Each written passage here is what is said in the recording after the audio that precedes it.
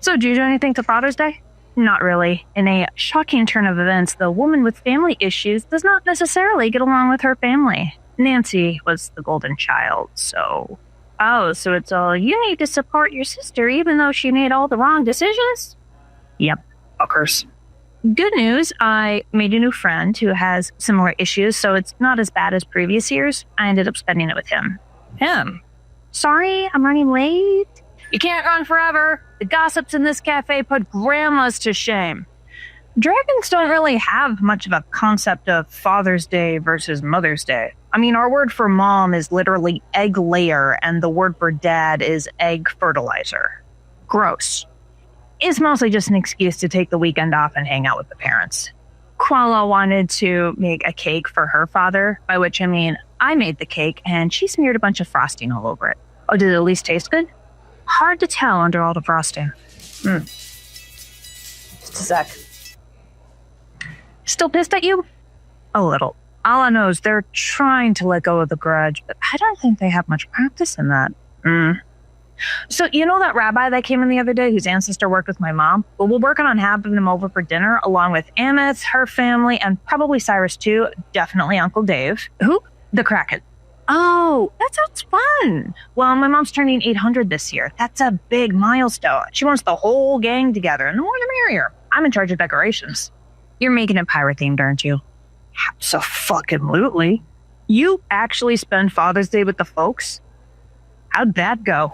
Not well. You going no contact has made Dad a salty little bitch, so he's been even less supportive of my career choices than usual. The no politics at the table rule fell apart as soon as he said that Trump should declare martial law already. Also, he cheated on Mom again. And the sun rises in the east. So anyway, what are you doing tomorrow? I was going to spend the day at Joe's. I love Joey's. Pizza after? Yep. Sorry I'm late. I swear, the guards are looking for reasons to ban me. And they do that with every visitor. Thanks for coming. Oh yeah, sure. I had a blast last Sunday. Yeah. I actually asked my dad if he'd come visit me for Father's Day. Surprise, surprise. Had to leave a voicemail and haven't heard back. Don't know why I keep asking at this point. To remind yourself that he's a terrible parent and isn't worth your time or energy? It's not that simple. I know. I keep hoping that my dad will give me a compliment or at least tell me that he's proud of me, especially since I'm working at a food shelf and helping the community with both that and magic. Instead, apparently he's ashamed that I'm hanging out with such degenerates, and I should focus more on helping my sister who's still stuck under a bad luck curse. I know he's going to insult me every time I reach out, but that doesn't stop me from trying at least every few months. Change of topic, you mentioned that you didn't get the chance to see any basketball games, but I'm into women's basketball, and I have the latest game saved on my tablet if you're interested. Girl, you sure not ninja? What the fuck? Boot it up. Hi, Nicole. I am so sorry to bother you, but none of us can find the cookie dough JC made yesterday, and we can't get a hold of them. They turned their phone off while they went to the rage room. Rage room? Uh-huh. They asked for a bit of privacy, but to be honest, I also think they're going through a little bit of a mental breakdown with the stress of everything. The only reason I'm not there is because Kelly is. Is this the rage room run by the fairy who goes by Joe? Yep. Bob, I'm taking off for about an hour. Trust me on this one. Yikes, JC. I didn't think you'd be this pent up. There's been a lot going on. No shit. Oh, hey, Isn't it? Oh, for fuck's sake. Yeah, this is about what I expected. You know, when you came to my house to yell at me, that was your opportunity to get everything off of your chest. For free. In front of Nicole. And I know your kids would have been listening. That's what my husband and earbuds are for. Honestly, this is an improvement. I remember the JC who would reach their limit and then go pick a fight with a gangster and or get high. Either way, someone usually ended up in the hospital. I'm just surprised you kept it together for Mother's Day. Well, there weren't any troops in LA or assassinated politicians on Mother's Day. Also, I worked, so I was spending the day with Bob and Husnia, which took the sting out of it. At least until finding out that Husnia is a big fat liar. Oh, for goodness sake. Just because I hid the fact that I was a spy does not mean that the whole relationship is kaput. But if it makes you feel better, I see this rage room has a couple pairs of boxing gloves. Go grab a set. Whoa, you want me to hit you? I'm not that pissed. Obviously, I'm going to hit back.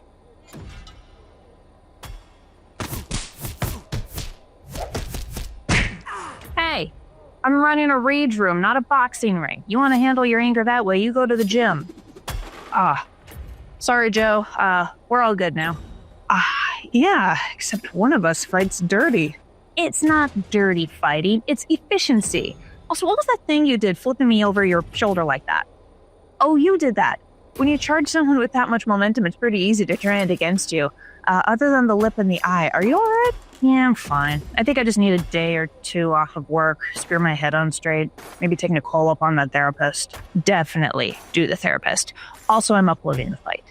Are we good now? We're good. And here are your brownies. Oh, thank you. Oh, tip jar. Maggie, can you? I got it. I still say we should have gone with the cake. I mean, it's the first year anniversary. I'm not quite there yet, but I've heard nothing but good things about this place's brownies, and I've been wanting to try them for weeks. Girl, say no more. Let's dive in. Next.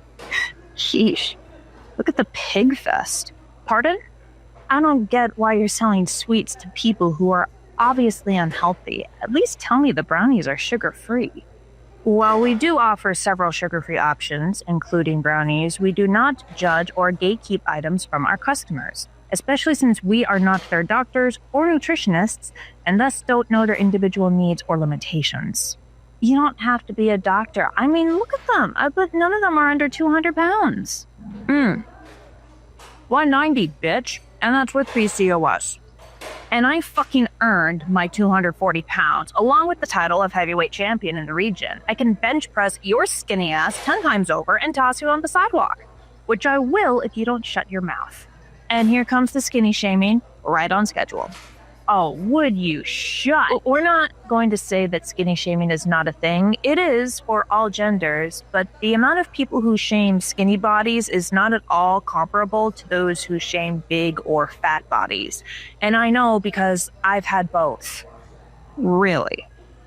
I had an eating disorder. I starved myself to get myself down to a size 6, but had to wear a ton of layers, not just to hide the fact that you could count my ribs from space, but also because I could not get warm at all, ever.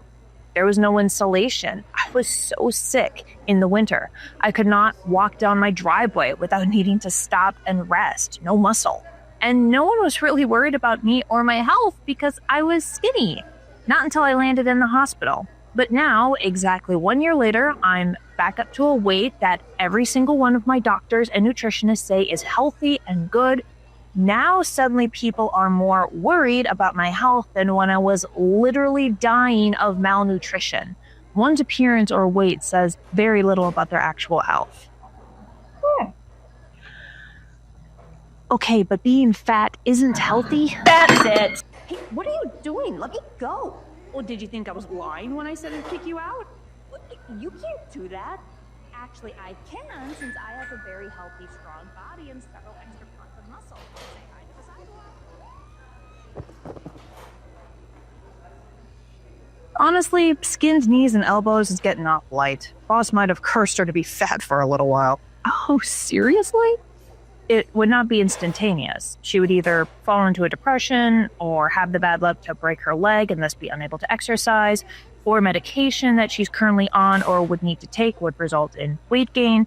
And then gradually, yes, no matter what she did, she would always be perceived by those around her as fat. I assume this anniversary marks a year out of the hospital for you?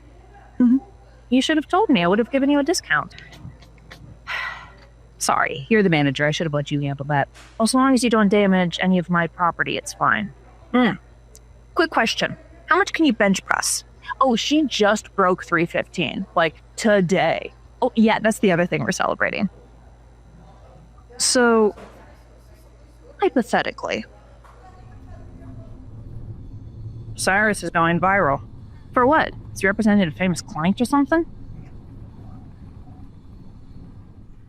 Is he duct taped to a broom? I guess that makes it easier for that woman to bench press him. You can actually see Drek in the background with the roll of duct tape. Huh. Babe, I'm not gonna lie. If we weren't already very much in love, I would be begging Cyrus to give me that gal's number. I know, you have a very obvious, very thick type. More of them to love.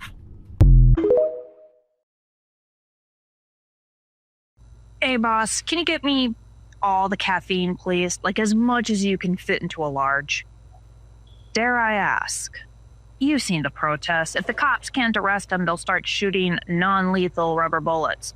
New client's now permanently cosplaying as a pirate, and I'm trying to get the precinct to at least pay for the medical care. I'll get you your arcane rush. Do try to get some sleep tonight, and if you haven't started hiring paralegals or assistants, you may want to start. Way ahead of you. They're all virtual. Artificial? Fuck no, what are you taking me for? Someone who has always been fascinated with the latest mortal technology. Yeah, well, a few lawyers have already tried using AI in the courtroom. Never ends well. Hey, Nicole. Hi, Cyrus. Whoa, I know the school year has ended, but it'll start again in September. That's not what's upsetting me. I'm helping with the summer program anyway. Bob, I may need your help with a spell. Oh, what nature? Something to improve the mental health of my students. We just had a suicide. Shit. One of your kids? No, Emily was in another group for this program, but she was in my class 2 years ago. Good kid, light, told jokes that I didn't always get, but the other students liked her. She turned 14 last week. Fuck, I am sorry. I'm certain the Coven will also donate a few charms and items. They will, but I want them to focus on the public schools who don't have the resources mine does. Yeah, that makes sense. My high school had 2 suicides last year. Last year? The year you were there? Yeah. It was after a junior got killed in a drunk driving accident, like in February. I remember that. Her sister went to my school. Well, her boyfriend killed himself a few weeks later, and then a senior did the same thing. Everyone was all, we need to talk about and prioritize mental health, and then didn't actually do anything. Bullies still bullied, teachers still gave out way too much homework and stress. The principal was still a homophobe. Ask me how glad I am that I figured out I was gay my last year there. So there hasn't been any substantial changes?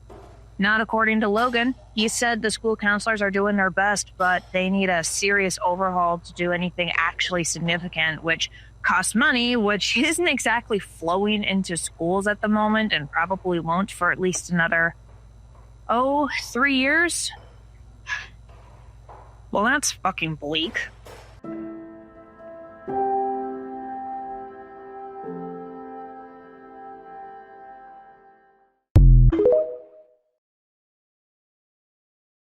JC's back by Monday, right? That's my mom's 800th, and I need to be there to set up. They're coming back tomorrow, but Huznia does have that day off. Well, I can take that for you, but I thought JC was supposed to be back today. Today is Emily's memorial service. They're supporting Nicole. Oh, that's right. I heard about that. Andy wasn't the one to respond to the 911 call, but someone on his team was. I think it was the rookie. Oof. Talk about a shitty shift. Hey, you guys still have muffins? Oh, thank God, a change in subject. Yes, we do. Oh, cool. I'll take one with the VIP discount. The what? I don't believe we have that type of discount. I've been coming here for years, and yes, I do. I believe you may be getting us confused with another establishment. We've never had a VIP discount. Don't cross me, lady. I know the owner. What a coincidence. So do I. Are you being smart with me? I'm always smart. It's just not always appreciated. The muffin is $4.25. I'll call the owner. Don't make me do it. And how did you get my cell phone number?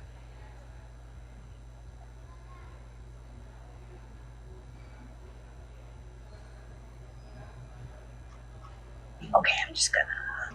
Have a good rest of your day. Have the day you deserve. Welcome to CaFae Latte. We just got some new 7-layer bars, and today's special is the Strawberry Storm. It's a matcha with dragon water and dryad strawberry. Oh, both of those sound absolutely delicious. I'll take a small of that Storm iced and a 7-layer bar. I have the total on the screen for you right there. So how's the summer heat treating you? Can it be winter already? Oh, you say that now, but I hate shoveling. Spring is probably my favorite season. Well, it's definitely a time to appreciate beauty. There's your 7-layer bar, and the ice storm will be out shortly. Sorry, I guess I came on a little strong. But in all seriousness, what are you doing after your shift? Going home to my husband and 3 children. Whoa, if you're married, why'd you come on to me? I did not. I engaged a customer in polite small talk. Being polite is not the same as flirting. Oh, please, people are only nice when they're chasing tail. Well, I'm sorry your life is such that you believe that, but it is patently untrue. I recommend you talk to your friends more often and or a mental health professional. Here's your drink. Fuck you. Well, happy Muharram to me. Hi, are you the fairy witch? My friend Logan told me about you. I am a sorceress, yes? Something wrong? You want a list? Let me rephrase the question. How can I help you? Okay, so I have rheumatoid arthritis, and I was wondering if you had a spell or something to help with that? Unfortunately, you can't have arthritis. You're what, 16? 17. And yes, I do. It sucks. Oh, you're just being dramatic. Maybe stop cracking your knuckles and you'll be fine. Or perhaps a pretty young lady like yourself has a sore wrist from indulging in too much. Silence. Would you be opposed to my giving them a mirror curse, essentially experiencing the symptoms as you do? Oh, not like forever. I wouldn't wish this on my worst enemy. Just maybe while they're in the cafe? Very well. You shall experience her pain and symptoms for as long as you're in my cafe. And you may speak. That is so rude. You can't just silence people and ow. Yeah. Jesus, you're 17. Why do you have arthritis? Bad genes. Anyway, you got a magic cure or something? My parents' insurance keeps trying to gatekeep us. I am not a healer, doctor, or pharmacist, so I cannot simply wave my hand and cure you. However, I can grant you a spell or charm that will ensure good luck and good health, and they will manifest in ways of you quickly finding effective and affordable treatment. Cool. That, please. I would demand payment, at least a few $100s if you want this to last a lifetime. However, if finances are a struggle, I highly recommend the Stone Street Coven by the Farmlands. They specialize in this type of magic and usually offer them for free, or at least at a very steep discount. I'm going to ask my mom. Stoughton Street? I have their information on the bulletin board if you want to take a picture. Cripes, poor kid. Is this going to happen every time I walk in here? No. Okay, good, because I love your scones. Don't you have another fairy or dragon or something working here too? Usually, yes. However...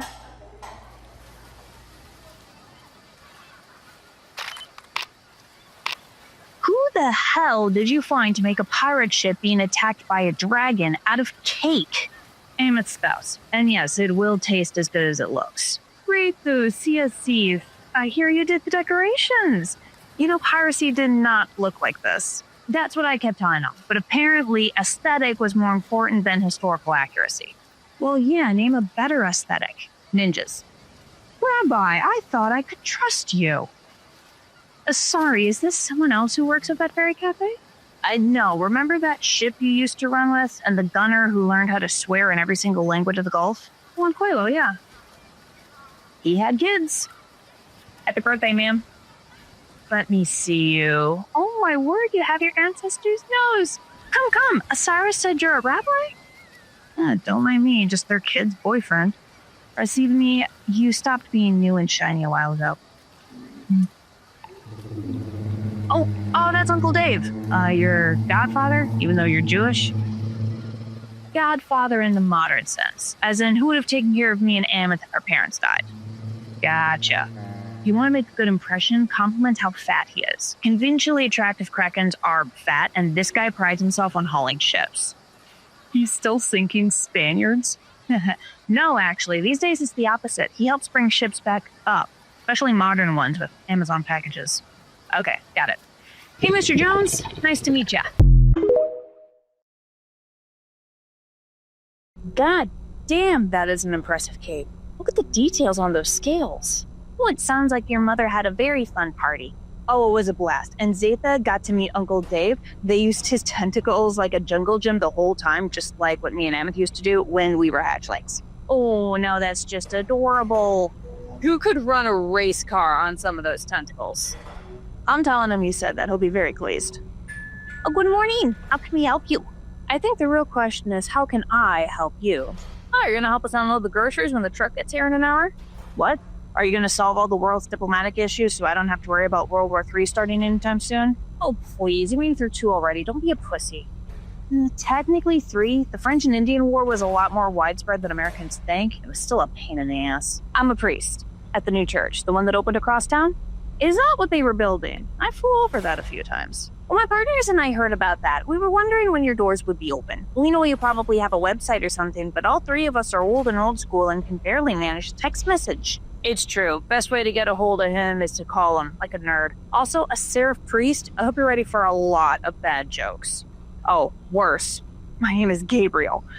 But regardless, the seraphim are God's chosen people, and it's clear that this town needs our guidance. No sale. GC here is an atheist, and Riku prefers to stick to their Jewish roots when worshipping. But I'll take a pamphlet if you have them. What type of guidance were you hoping to share? And do you have a food shelf? That area of town is a bit of a food desert, so Lord knows they could use the help. God only helps those who help themselves. We need to teach people how to live rather than give handouts. We're not socialists. Did Jesus not explicitly say to feed the hungry and clothe the cold? It was a rather big part of his message. I wasn't aware that you were a priest. I'm not, but then perhaps you should let the professionals interpret the Bible. What good is it, my brothers, if someone says he has faith but does not have works? Can that faith save him? If a brother or sister is poorly clothed and lacking in daily food, and one of you says to them, "Go in peace, be warmed and filled," without giving them the things needed for the body, what good is that?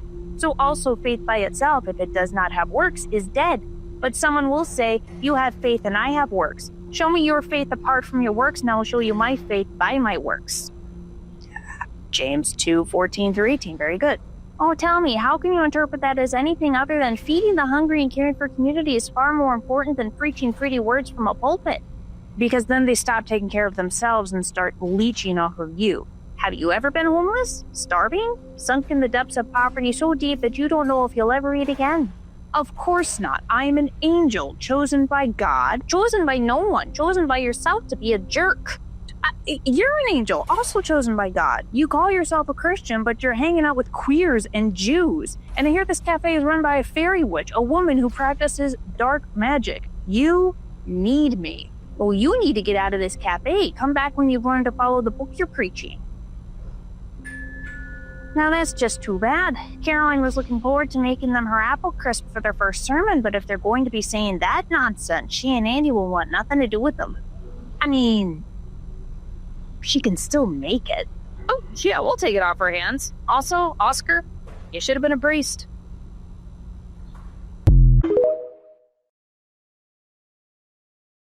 Damn. I'd heard the new priest was an angel, but in my head he was more like you, not a hateful bastard. Well, hopefully he gets moved, or the congregation just doesn't get big enough to support him. I think that's what's going to happen. This town has too many different peoples for so many tickets. I wish I could agree with you, but I think it could go either way. Thanks for letting me bother you on your break. Oh, I like this. Last week I spent my break bothering Caroline. She stuffed me so full of chicken and potatoes I practically rolled back here on the sidewalk. Hey guys, can I take your dishes? Yes, you may. Thank you, son. No problem. Was something wrong? It's just a personal pet peeve of mine. What do you say when someone says thank you? Well, you're welcome. Exactly. But so many people, especially the younger generations, it's always no problem or don't worry about it. It just bothers me. Have you asked why? Pardon? I'm sorry to eavesdrop, but have you asked why we say no problem instead of you're welcome? I would just figure it was slang, but I'm too old to understand. Well, that's how I understand most things these days. Let's start from the beginning. Why do you respond with, "you're welcome"? It's because the person thanking you has asked you to expend time, resources, and or energy into doing something for them, even if it is their job to do so, like food service. You acknowledge the effort spent, so you thank them. They respond with, "you're welcome," also acknowledging the effort and, in a way, thanking you for acknowledging it. I'm with you so far. Here's the thing with millennials and Gen Zs. In general, we're far more reluctant to be a burden. We'd rather handle a problem ourselves because if we can't, it feels like we failed somehow. I know it's silly, but whenever Drek takes my dirty dishes, I always feel a little guilty, even if it is a part of his job. I would rather go up and put the dirty dish in the bin myself. Now, what does that have to do with thank you? Because I don't want other people to have to feel that way. If someone asks me to help them, even if it's my job, I want to assure them, however subtly, that it's not an issue. It's not a problem to help them. The time, resources, and/or energy spent helping them is not significant enough to bother me, or it's worth it to be part of a wider society. Saying no problem relieves a little bit of that millennial guilt and reminds us that we're supposed to help each other. That's part of belonging in a community, which is harder to remember these days. Huh. Well, that's a hell of a way to live your life, but I guess that makes sense. Thank you for explaining that. No problem.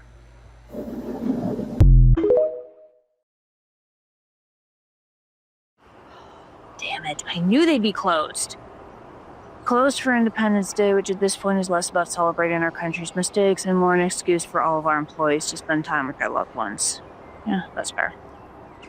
However, we encourage you to donate however much you're going to spend on us to any of these organizations to help improve the state of our country. The ACLU, the Immigration Law Center of Minnesota, Planned Parenthood, the Trevor Project, 180 Degrees, and a long-ass list of local food shelves. Planned Parenthood it is. Maybe you've got Grandpa's firehouse let me steal a cup of coffee on my way to work.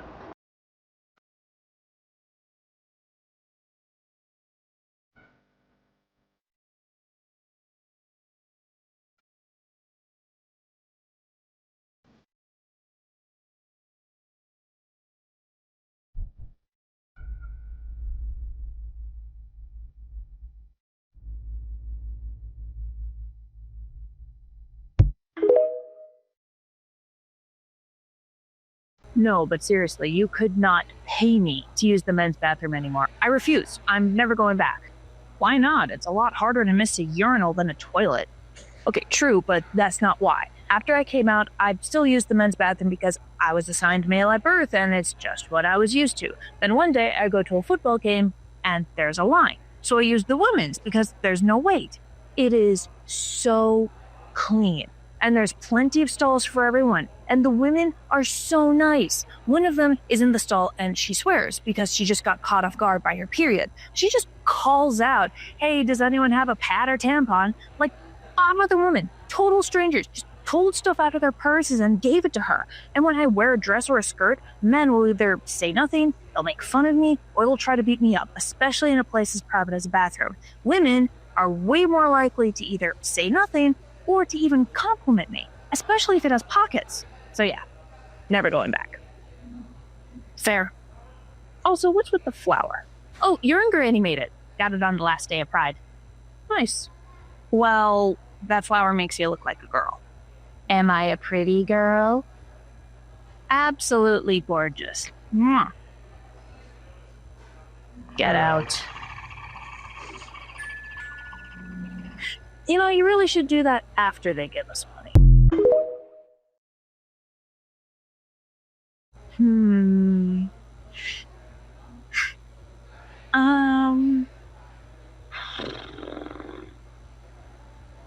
I guess I'll have a large iced mocha. Sure, I'll make that right away.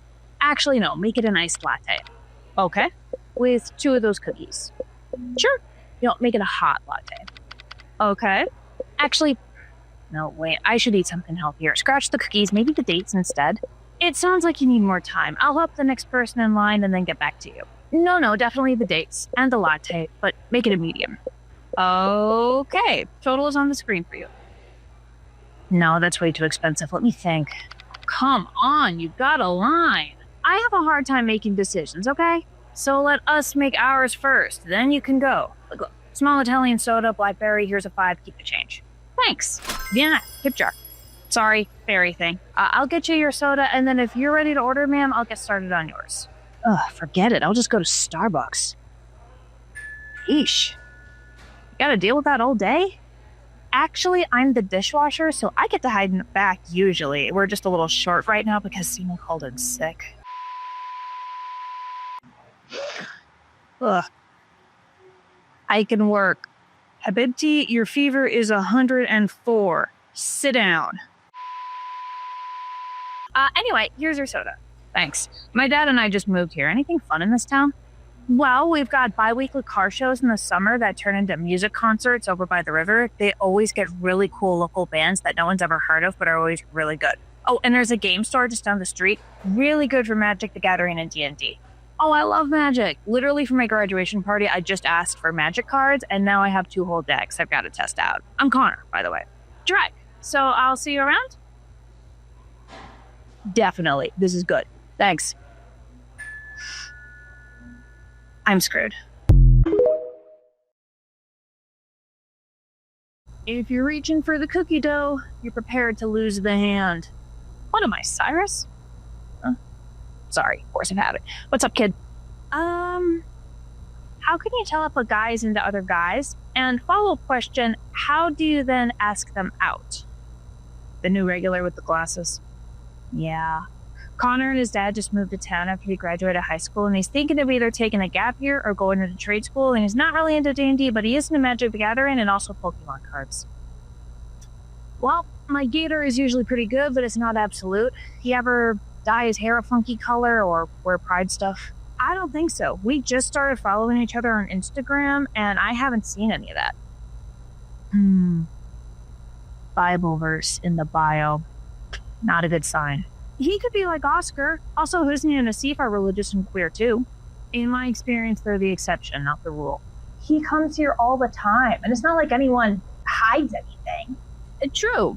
He could just be dense, though. Look, honestly, kid, you might just have to bite the bullet and ask. I know. It sucks. But going about it bluntly and honestly usually saves issues down the line. I mean, look, worst case scenario, you find out he's a homophobe and know not to hang out with him anymore. Middle case, he's straight or just not into you, so you guys get to be awkward for a little while. Best case, you land a scrawny date. Pot, kettle. Yeah. Ask him out digitally or at the end of your shift. Yeah, you got about an hour left on your shift and the dishes are starting to pile. I know, Connor usually comes around this time, so I figured now's a good time to stay up front and ask. Oh, you're not doing it over DM? I considered it, but I don't know, I always felt like that was kind of tacky. I mean, all the important conversations happen face to face, right? You old school little romantic. Hey, Derek. Hi. I'll get a jump on those dishes for you. So, your usual? Yeah, and can I get a scone for my dad? Raspberry's best, but he'll eat anything. I've got it. Total's on the screen for you. So what have you been up to? Not much. I've got a job interview at that restaurant across town, the one with the werewolf. Oh, Wolver Seafood. Yeah, my boss knows him. They go way back. You think she can put in a good word for me? I don't know. She doesn't like nepotism, and she's really into the baby. How scary can she be? She's a military veteran and sorceress. Oh, yeah. I don't know, but women who can kill you are always scarier to me than men who can also kill you. Maybe it's the beauty part? Do you prefer women? Yeah. You don't? No, I'm gay. I was actually hoping to ask you out, but it seems like you're straight. Of course I'm straight. I'm not a fucking fag. God. Whoa. Dude, I'm sorry if I made things awkward, but that's no reason to say that. Oh, does your boss know you're queer? Yeah. All of my coworkers are queer. The person who makes the scones is non-binary. Fucking keep it then. Gross. If that's how you feel, you should probably leave. And don't come back until you're willing to be nice to my friends. Don't have to tell me twice.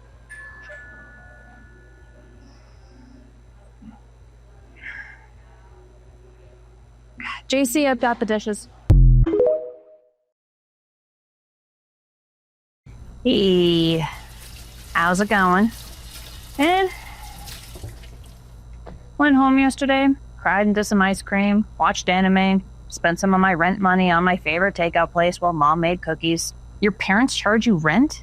Not officially. At this point, with both of them working, I'm just helping keep things steady and growing my savings while I figure out what to do. One thing I should thank Connor for, I've started looking into trade schools. Welding looks pretty cool, actually. Well, I'm glad the little shit was at least marginally helpful. I'm pretty sure you're shorter than him. Well, now who's the pot calling the kettle tiny? Hey, I'm half goblin. What's your excuse? Efficiency. You think it's easy packing all this rage and trauma into a 5'6" beanpole? Apologies for interrupting. We have a situation outside. Whoa, what the fuck? Are those protesters? It appears so. According to some of their signs, I've hired a sexual predator. Bullshit. Wait, I'm going to talk to them. Get out of my town! Are you the manager? I'm the owner. Can you tell me what this is about? One of your employees sexually harassed a minor, a kid in my congregation. Yeah, I don't turn 18 until next week. What exactly are the details of this encounter?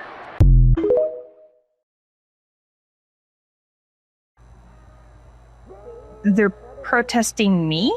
The boy Connor is claiming that you harassed him and said sexually explicit things to him, tried to manipulate him to go on a date with you. I didn't! I know, but that is the story they're telling. Jennifer Charles, any luck?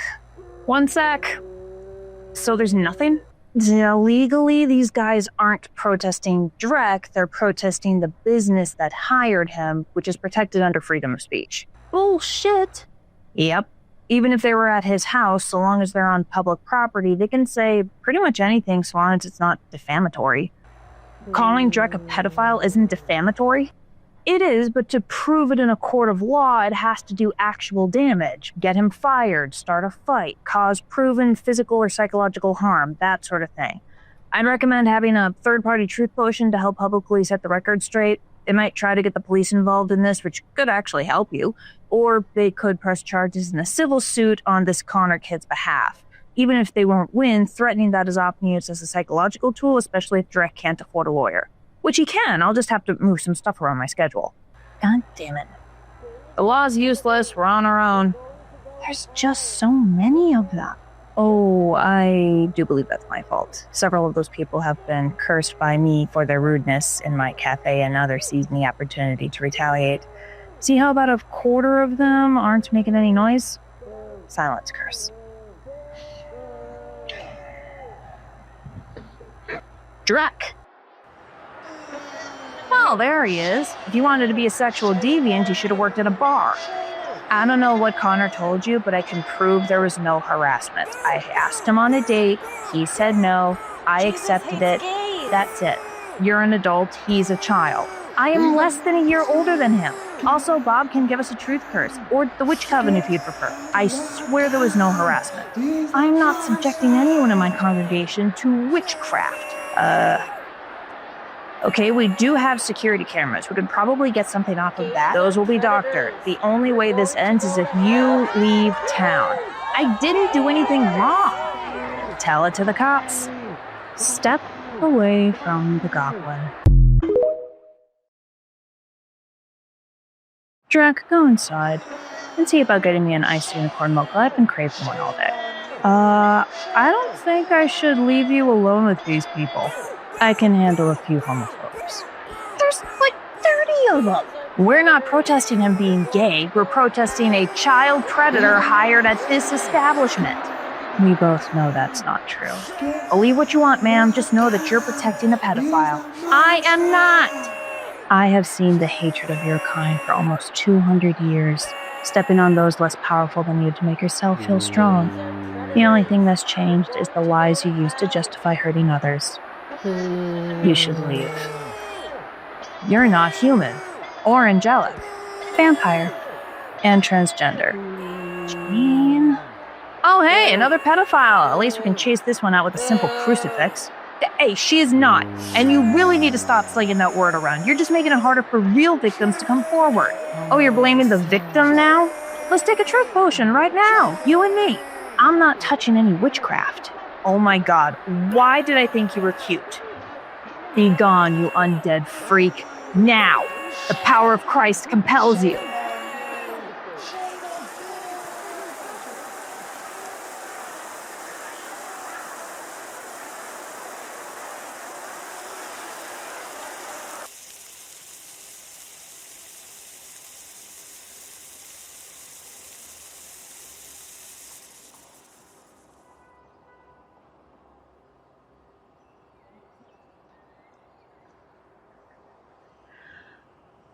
Okay, let's go inside. We have water and, Band-Aids. That was incredibly reckless of you. Both of you. I don't know, it definitely shut everyone up for a little while. Also, I thought crosses and religious stuff didn't work on vampires. They do if you believe in them. The undead are vulnerable to the holy, and what is holy varies from culture to culture and person to person. And even when they are effective, I'm used to pain. I rather enjoyed the look on their face when they realized that. Thanks, Miss Janine. They won't accept any kind of magic truth spells. No, of course not. Probably wouldn't even accept the result of a lie detector, or if Jesus showed up himself and vouched for you. So what do? We can't call the cops on them. Cyrus said they're being totally legal. Yeah, we can wait them out. Haters usually don't have much patience. I suspect they'll return tomorrow, and probably the day after that. It is a weekend. God damn it. We fight fire with fire, although we won't be able to properly retaliate until tomorrow. I'll make some calls. You can call off today. I know your boss would understand. No one's expecting you to face a mob. I know, but I didn't do anything wrong, and I'm not running from this. Also, JC and Nicole are driving me there and back, so unless Gabriel is bringing up Dragon, he's not going to be able to actually hurt me. Well, your father got a ride from his coworker so he could leave me the car, so if you change your mind, I can come get you lickety-split. Mom, I'm 18, not 8. You will be a tiny baby until you are old and gray. Oh, there they are. Get in the car, bitch. We're going to work. By the way, Drek, the little box on the seat is for you. It's got a good luck charm in there, just in case. Yeah. Thanks, Miss Nicole. So what do you think's going to happen today? I'm not sure. Look, all I know is there'd better be ice in the freezer, because if the backup doesn't arrive, I'm breaking that stupid priest's nose. You'll get arrested. And it'd be more effective if you simply took some hair or feathers so I could curse him. We wouldn't even need to pay bail money. Babe, this is why you're the smart one. We're here. Whoa. I guess I don't get to punch anyone. Alright, everyone, we're here. Let's grab the signs and... Whoa. Aw, crap. Good morning. We heard that you were protesting our favorite cafe and thought we'd join the party. You know who that fairy witch hired in this cafe? A young man named Drek, who I fed a truth potion to last night while organizing our little counter-protest here. More of a formality than anything. He did not harass, abuse, assault, manipulate, or whatever else you're lying about. You trust in your little magic tricks. I'll trust the word of God. Well, you can also trust the word of all the other employees and customers who have seen Drek and Connor interact over the last week or so. And the security cameras. Anyway, Gabriel, this is Michael. He runs the Stolten Street Witch Coven. Lovely group. They're all here today. Everyone but Lindsay. She had a work shift. Oh, next time. I hear you've met Janine. She's here too with her boyfriend Patrick. Reed, who has the day off, but they thought they'd come anyway. Lucky for us, the roof is solid enough to hold their weight as a dragon. Wolver and Tooth Fairy have stopped by. Some of the high schoolers in town are here. I just love seeing youth involved in the community. Well, when the fire department heard about the riffraff too, so a lot of the off-duty responders are here. Andy barely had to ask. Between you and me, I think you're more concerned about the potential for heat stroke than your homophobia, but we're well ahead of that. All right, everybody. I know we're excited about this counter-protest, but it is a scorcher out here. So remember to drink lots of fluids. The cafe is giving out free water and 50% off all other drinks and food to protesters. We've also got more water and a first aid station over at my yarn shop, which my husband's manning in case anyone gets woozy or injured. You better be safe than sorry, so if you need a breather, you go ahead and rest. Make sure you have your sunglasses and that they're enchanted by Miss Bob or going against a seraph and he might try putting on a light show. You do not want to be blinded for the rest of the day. It is a pain in the ass and your friends will make fun of you. Hi, Drek. Glad you could make it to the party. I don't have any self-esteem issues or anything, but I wasn't expecting so many people coming out so quick. Well, when Bob says there's a problem and she needs backup, we pay attention. Well, look, to be perfectly honest, I've never met you or Bob, haven't heard of you before yesterday, and I'm mostly here to just fuck up some homophobes. Summer break's 3 long months, I gotta do something to pass the time. Really? Well, I don't think anyone's bored. I'm Drek. Abigail. Friends call me Abby. My grandma runs the yarn shop and I'm visiting for a couple weeks. Heard about this mess and offered to help. You're still in school? Yeah, junior in high school, president of the Pride program, and living in Mississippi. This ain't my first rodeo. Hey, be careful around him, young lady. He's one of those predators. Statistically and disrespectfully, I'm way less likely to be hurt by him than any man of the church, so fuck all the way off. CaFae Latte's here to stay. Oh, I've got to introduce you to our baker. Damn. Protesters left already. They didn't even stay 5 minutes. Guess I shouldn't complain. A fight that you win without landing a single blow is a very good fight. Speaking from experience, ma'am? A couple centuries worth. I came from the South too, and promised never to go back. But I see you have far more thirst for this kind of fight than I do. Some people's natural talent is singing. Hey, Abby, your grandma says to drink some water. Also, Wolver brought some fish and veggie dishes that Raythu's heating up, so everyone's getting a free breakfast. I think I saw a few people go to the first aid station, so I'll offer my services. Drake, be a pal. Who is the gorgeous redhead?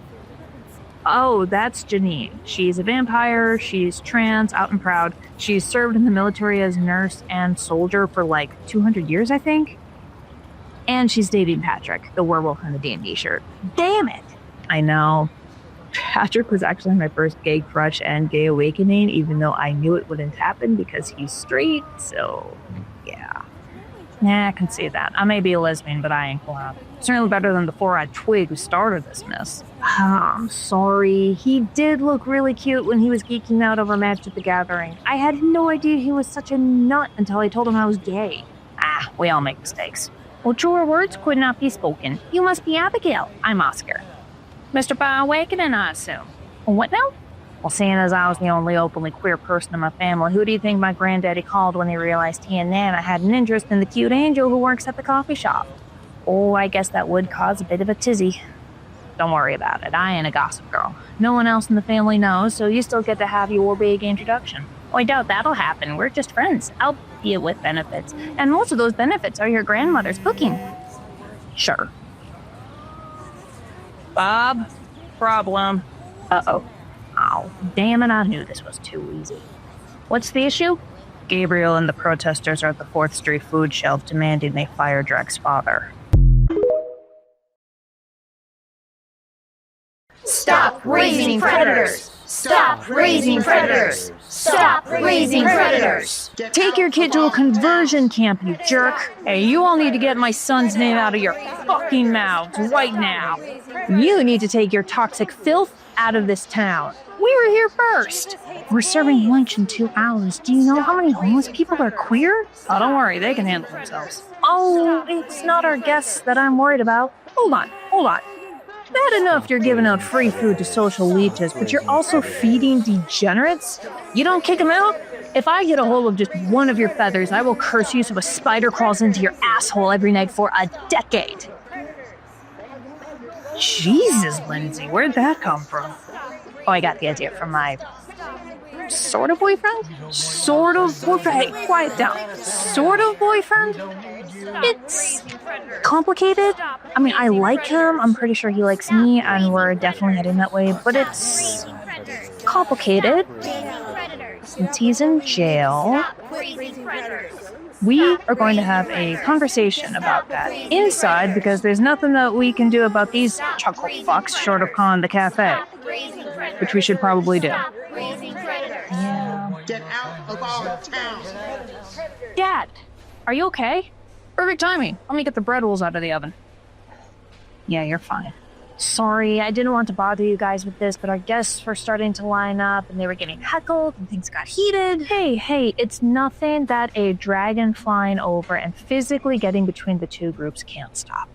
Not gonna lie, I'm a bit disappointed they're smart enough to run away as soon as they saw Raythu coming. We sent Nicole's team to Mom's work, right? Yes, Nicole, Bob, and JC will be there in 10 minutes, so if Gabriel tries something there, she will have plenty of support. Unbelievable. You want to protest me? Fine, whatever. This is a whole new low. There ain't nothing too low for these folks. Nothing at all. Bad news. Asif got into the church's Facebook group. How'd he do that? He's some kind of hacker? Oh my god, Dad. I could get into a Facebook group. Asif has multiple fake identities, so we can get into digital spaces like this easily. Anyway, they're planning on going to Drek's house tomorrow. What? Oh, isn't that harassment? I know the First Amendment protects against a lot, but it's a legal gray area. If you think someone is a predator and the police have not arrested them, you could stage a protest outside their house as long as you're not on their private property. So the sidewalk, the street, that kind of thing. You might still be asked to move so you're not blocking traffic, but a lot of times it depends on who the cops are and who the protesters are. Phenomenal. Look, we got 24 hours. Between the Covenant and Miss Bob, we can probably enchant your house with a bunch of protection charms. Oh, I can help with that. Still, maybe it'd be best if you stayed at a friend or family's house. Oh, I suppose we can stay over at your grandparents' place until this blows over, or your uncle's. No, we're not doing that. I mean, you can do that, you and Mom, and you probably should, but I'm not. You're not. No. Let him come.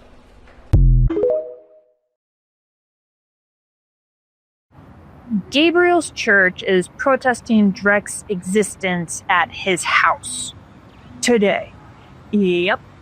And Drek said to just let them. Correct. But he told his parents that they can and should bail. Yes, although to my knowledge, they have not. And yet he doesn't want any help or backup from us. Apparently not. We're going, right? Absolutely. Get on the dragon. Boss is making us invisible until we're needed. I just want to thank everyone for sacrificing your weekend to this utter nonsense. I know it's hard, but as long as we keep the pressure up, we will prevail. God will guarantee it. I just can't believe how stupid I was. I didn't even realize the whole cafe was gay. My dad chewed me out for like an hour. It's not your fault, all right? These people are experts at hiding in plain sight. We got the tents? All right, good. Let's set up on the public side of the sidewalk on the grass. Why is there so much plastic on the ground? They kind of look like water balloons. Ah! What the? Damn, boy, you got that priest twice. It's on the roof. Football scholarship. Logan, Ethan, you gotta put your hips into it, okay? That's why you're not clearing the driveway. Good golly. There it is. Darn it. You almost. Try again. Cover your eyes.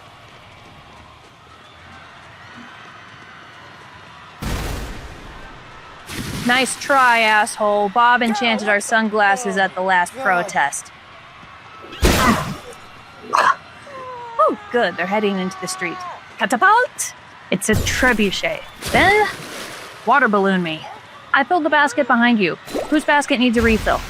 Xander's. Nice one, Melody. And you said it was a dumb idea. But 99% of the time, a water balloon trebuchet would be a dumb idea.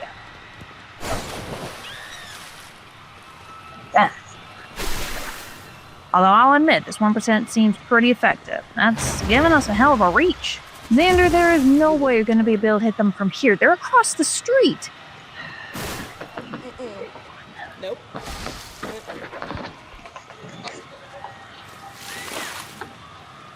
Oh, fuck you. Hey, look, there's a reason colleges were fist fighting over them. Oh, they're getting back in their cars. Xander? One more for the road? But you'd never ask. Just saying. I'm gonna get the priest's car. Yes.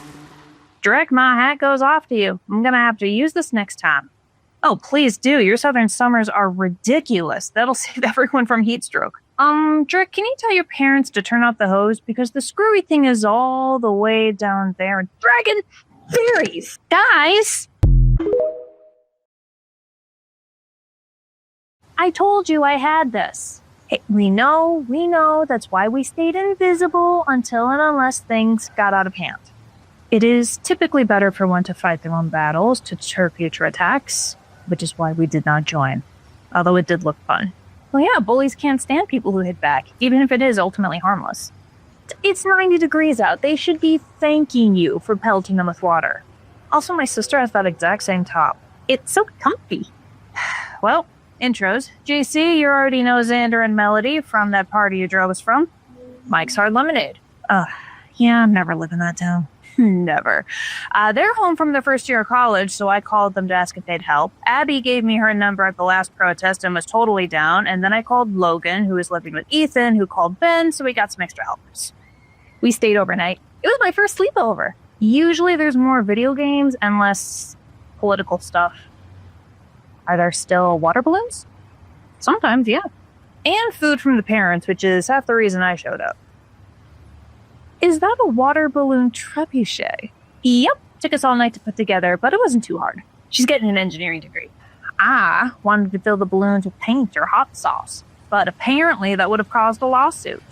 Yeah, it definitely would have caused a lawsuit. Water was the correct choice. I mean, hell, they still might try suing you just for this, but that'd be a tough case for them. Well, yeah, it seems we're pretty useless, so we'll let you get on with your day. No way. The only reason Mom and Dad okayed this was if we cleaned up all the water balloons that we used. So you're helping with pickup. Rethu, you too. You don't get to hide from chores in dragon form. On the plus side, Drek's dad is making waffles. Hey, welcome to CaFae Latte. July is Disability Awareness Month, so 10% of our profits are going to the American Association of People with Disabilities. Nice. You're Drek Anderson? I feel like I should say no, just because it's really creepy that you, a stranger, knows that. You've got it on social media. Also, I'm a court admin. You've been served. Gabriel? Details are in there. See you in court. Yarabi, Drek, you're being sued? Yep, looks like small claims. Guess the water balloons actually did cause damage. At least to their cell phones, and apparently one guy's hearing aids? Well, I'm sure Cyrus will help. Way ahead of you. Hey, Cyrus. Yeah, they did the thing.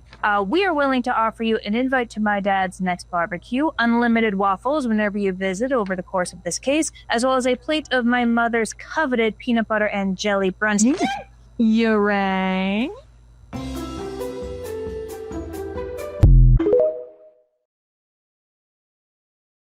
Alright, Drek, we're on in 10. How you feeling? Good, but kind of jittery. I had to borrow one of my dad's suits. Do you think they'll notice? If the judge does notice, they won't care, right? The important thing is that you are making an effort to look presentable. You remember what I told you?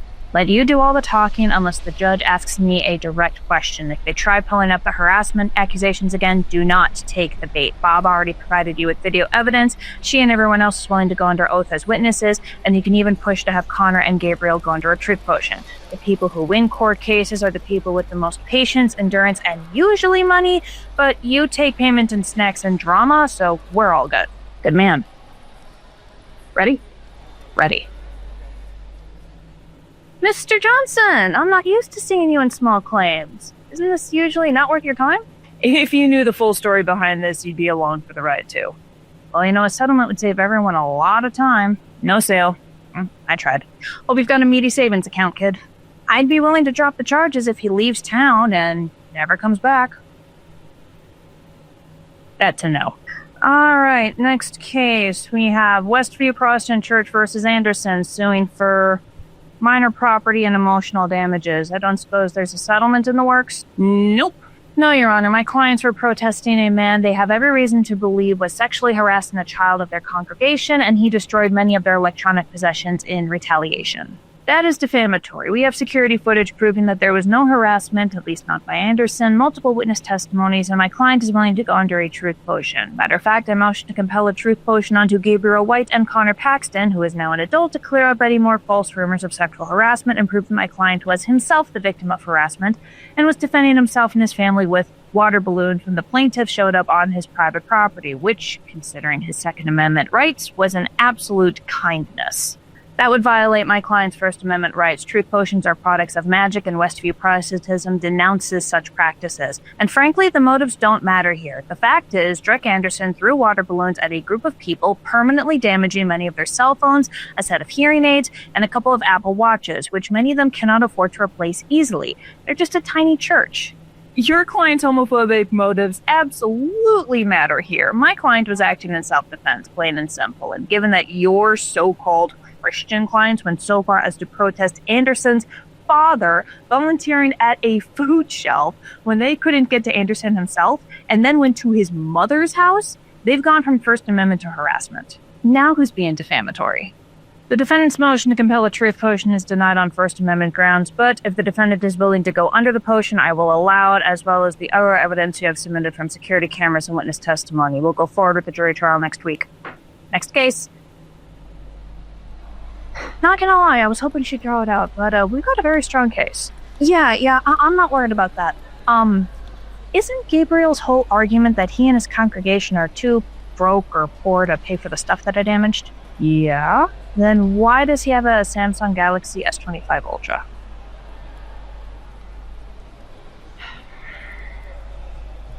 What? Also, they might be rhinestones. I mean, I know mine are, but his cufflinks look like real gemstones. So how could he afford that? That is a damn good question.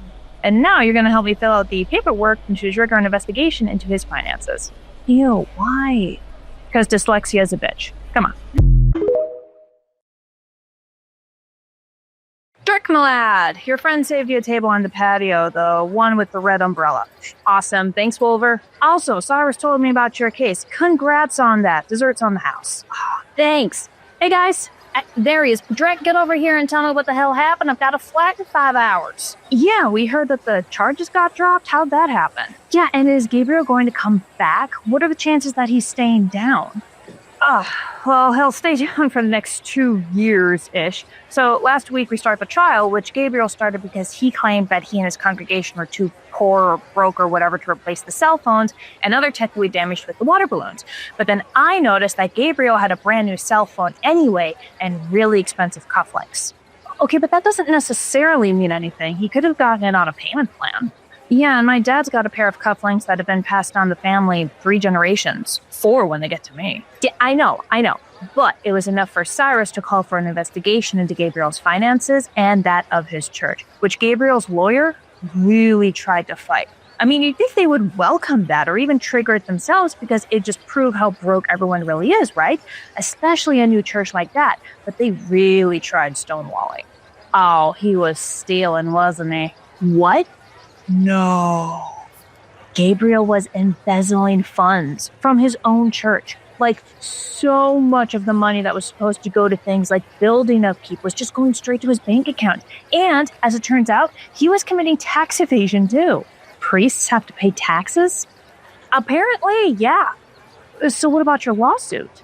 The church dropped it. Once they saw that their priest was scamming them, I think that was the straw that broke the camel's back. Nicole's magic might have helped too. The protective charm she gave me broke right before they announced they were dropping the charges, so that might have changed some minds or dried up finances or something.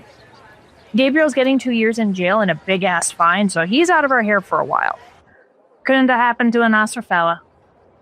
Not gonna lie, I'm kind of disappointed we didn't get to go toe-to-toe in the courtroom. We had a really strong case, which is another reason they probably backed down. Cyrus says that's really common. What about Connor? Haven't seen him? Don't want to. If that boy has the sense God gave a goose, he'll keep his head down. Glad you got a happy ending for this one. Me too. And I am never asking a boy out again. I said that once too. And then I met the track captain at my college, and it's got a jawline for days. You got a picture? Get your own, man. This one's straight anyway. God damn it, every time. Holy shit, you finally got parole? Yeah, apparently you get bonus points if you're old, adorable, and volunteer a lot with the jail's chapel. So you see, suckering you into helping us with the cleanup is for your own good. Yeah, and has nothing to do with how much you hate dusting. Clearly, you're doing me a favor. Obviously, you've been racking up more volunteer hours than anyone else here. I swear you're the most altruistic Christian demon I've ever met, and I grew up Catholic. The parole board's gonna love you when you're up. Well, they should love my friend girl. And she's the one who gave me the idea. The witch who writes every month, visits every week, calls almost every day, and has had 2 conjugal visits. Pretty sure you can call her your girl. I'm not calling her shit until I figure myself out. She's been through enough, and I'm not dragging her through anymore until I know I'm not gonna fuck it up. You only get one life after all. and it's a short one. Yeah. And I think you mentioned never having a serious girlfriend before? Nothing that lasted longer than a month. God, relationships are terrifying. Gives me an angry dragon any day. Eric! Old Jack! Fresh meats! Oh shit, newbies. You hear anything good? I think guards say embezzlement. Hey, that's the type of thief. He and Eric should get along just great. I think Eric here for kidnapping or endangerment. I was broadening my horizons. Did not go well. Well, the important thing is that you atone for it and do better, and don't get any more fairies kidnapped. That implies that there are other types of people that I can get kidnapped. Well, if guards and medical staff keep ignoring the heart palpitations that'll probably kill me, I can't say I'll care what happens to them. I can squish guard. That'll get you transferred to prison, not a cozy, low-security jail that'll pretend that your manslaughter charges really were an accident. Not my fault that gangsters spine so crackly, like bubble wrap. Hello. I was looking for the chapel. Well, you found it. You must be the fresh meat. I'm impressed that someone of demonic heritage is serving in a church. Normally your kind avoid places of worship. The priest I had growing up was actually a really great guy. More of a father than my actual father. You should get back in touch with them. You'd need a ghost hunter for that. Ah, shucks. And anyway, it's not that demons avoid churches, we avoid bigots. And this is where they tend to show up. We are not bigoted, and it is rather rude to assume so. You're in jail. Get used to it. Why is Seraph in jail? Most courts like angel types and equipped. Yes, well, God works in mysterious ways. Clearly, I am meant to be here. We heard that it had less to do with God and more with embezzlement. Christian persecution is a very real thing in this country. They're just salty because I stood up for my beliefs. I'm a priest. That's what I do. Oh, did you stand up to ICE? Yeah, what? Yeah, the Bible says love thy neighbor and help out foreigners. I've heard of priests getting arrested for housing the homeless. Why? Churches allow housing. Yeah, normally, but sometimes city ordinances get bitchy. There was a sexual predator who harassed a boy in my congregation. We led protests against him to try to get him to leave our town, but... well. Ugh, that's awful.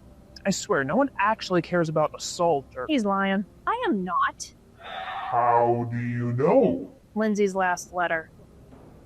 The one about the Seraph priest who tried to chase the gay kid out of town?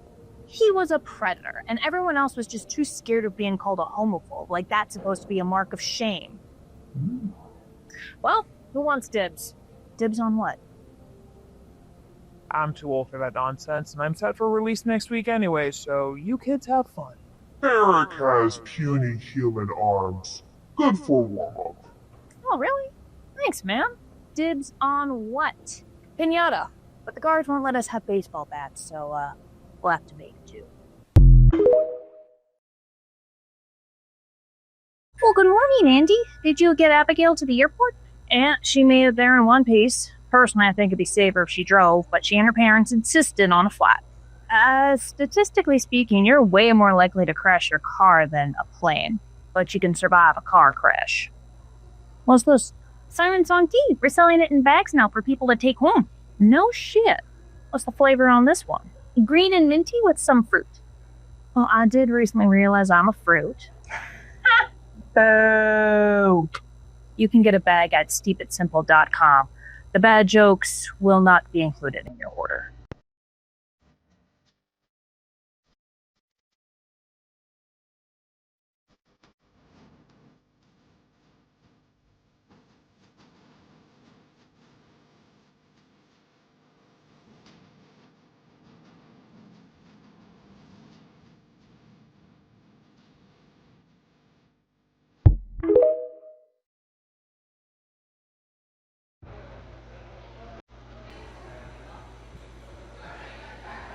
That makes absolutely no sense.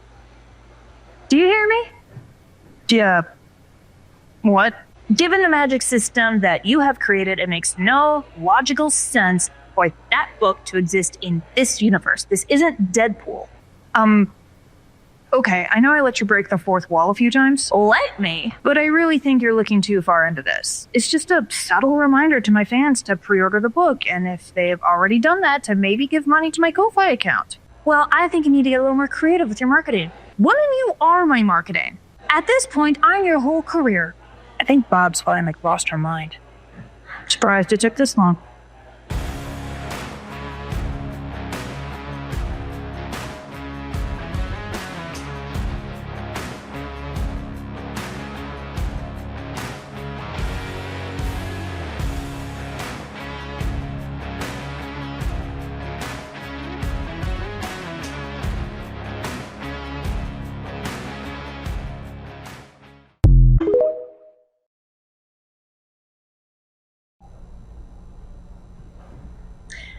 Is this going to have any bearing on your canon?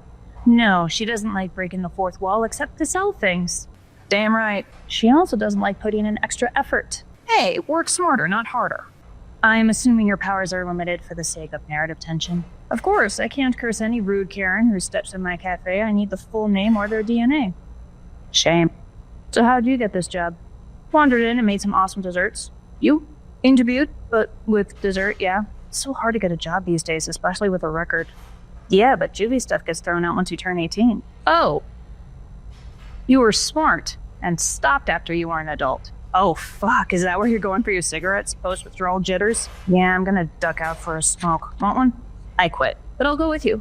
So how long have you been clean? From marbles, not tobacco. 7 years. You? 2 months. Ha! You're needing a lot more cigarettes. I painted this one as an expression of rage. Nice. You can see the brush strokes and splatter. I did a portrait of Aunt Violet. Me too. Aunt Violet? Yeah, since my grandpa worked here for so long, she was one of the major grown-ups in my life. I think Mom and Dad had her down as a godparent in the event of their death. That makes sense. Why are you wearing gloves? Sensory issues? In a sense, I'm clairvoyant. If I touch a person or object, I get bombarded with visions of their past. The gloves help, as did Aunt Violet and the Stoughton Street Coven. Ah, so you've been practicing witchcraft for a long time. Since childhood, yeah. You? Only a couple years. I have some book recommendations that made it easier for me if you want. Please.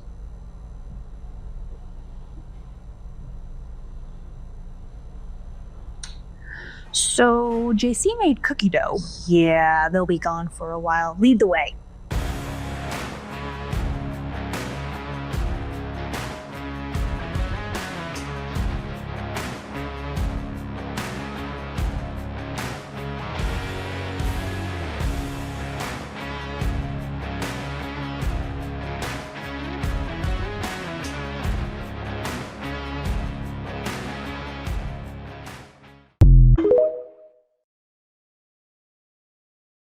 Jesus Christ, it's hot. What's with the AC? It's old, and despite still functioning, needs a replacement. That, unfortunately, won't happen until tomorrow. Cyrus is out getting some extra fans. If it gets above 90 degrees Fahrenheit in here, we'll close early, but it seems to be hovering over 80.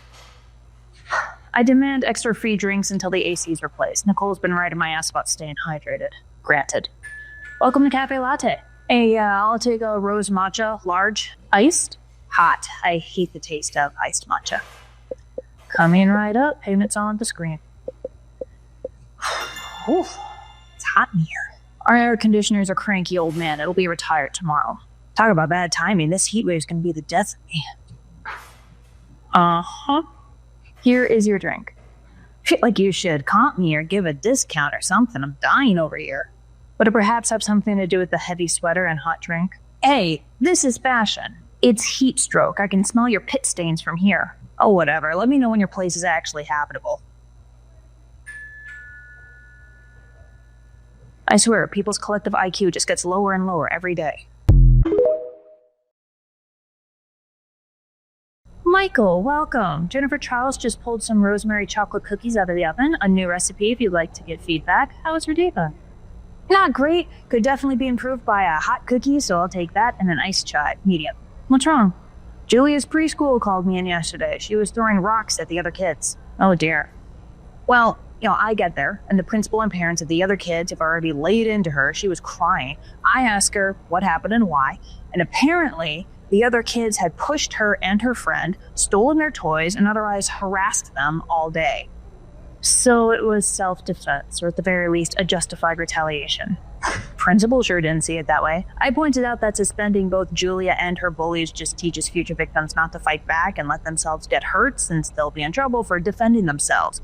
I also pointed out that when little boys are saying "your body, my choice" to little girls, that is a rape threat, even if they don't understand it, and should be treated as such. Nobody liked that. Anyway, Julia has the week off. I got her ice cream yesterday and was wondering where Cyrus was. He's going back into his law practice. I'm sure he wouldn't mind suing the school, although that would be a very tough case. Oh, no, I'm not asking about legal stuff. Julia was such a good shot with those rocks because he taught her how to throw knives. I was wondering if he or anyone else here wouldn't mind showing her a few other self-defense techniques. Oh, well, I don't know if he specifically has the time, but I'll ask him. Jennifer Charles would be a good alternative. And Husnia. I know she's been teaching her 5-year-old the basics.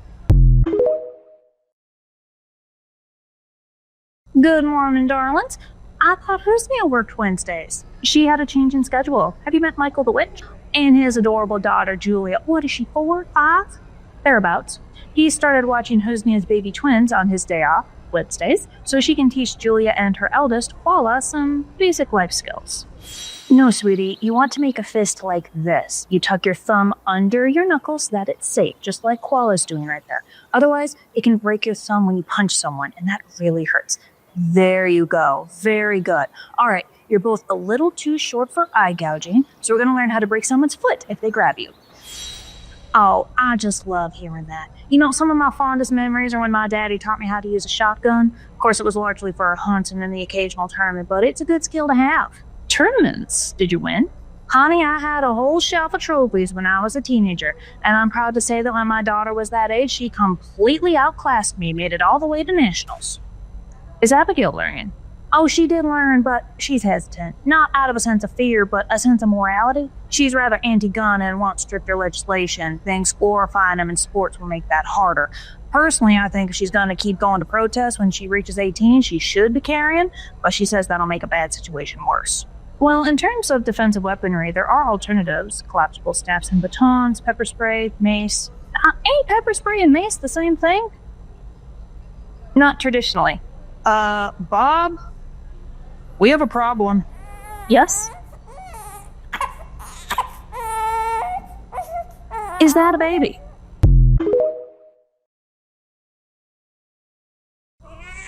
I'm assuming that's not your child.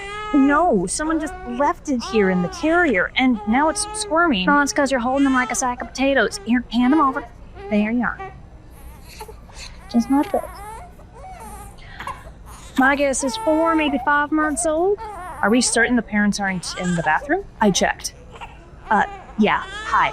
I saw the dad leave. I thought he was gonna go to his car to get something real quick and would be right back, but then I saw him driving away in the truck.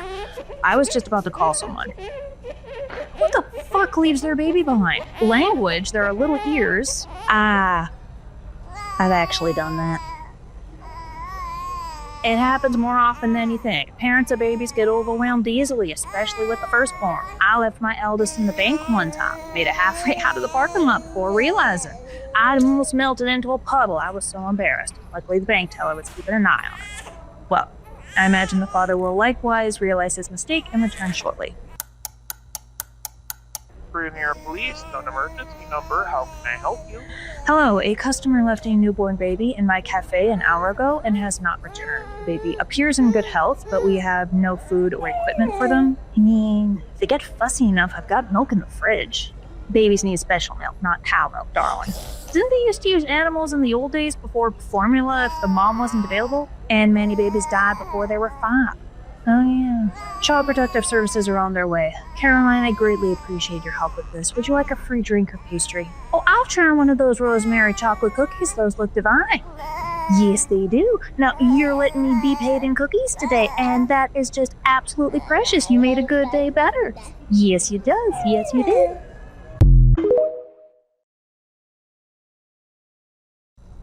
He just left his baby here and never came back. No, not in the 24 hours since this happened. Not even a phone call. We surrendered the baby to Child Protective Services and haven't turned back. A shame you didn't get to curse him. The child was a better use of my time and energy. I made sure to bless them with protection, good luck, and good health for the maximum of 7 years. They won't be returning to such negligence anytime soon. Well, that's a relief. I've done plenty of silly things with baby Fog. One time when Koala was an infant, I decided to take her to the park. I packed everything into the stroller that I could possibly need and then some, made it halfway down the block before realizing that I forgot the baby herself. Thankfully, Asif was still on paternity leave, so she wasn't actually left alone. One of the many reasons I'll never birth children of my own. Hello, welcome to CaFae. Hi. Is this the place where my idiot husband left my daughter for an hour? Yes, and we never received an explanation. Weaponized incompetence. Oh. Yeah, I asked him to look after Paulina here for the day because I had left the house except for doctor's appointments since the birth. He finally agreed, and then I came home to find him playing video games, no baby in sight. And when I start freaking out, he has the gall to tell me it's no problem. The CaFae people are probably taking care of her right now. Luckily, my friend's an accountant for the police and she recognized the carrier, called me right away. I rarely give relationship advice to strangers, but please, throw the whole man away.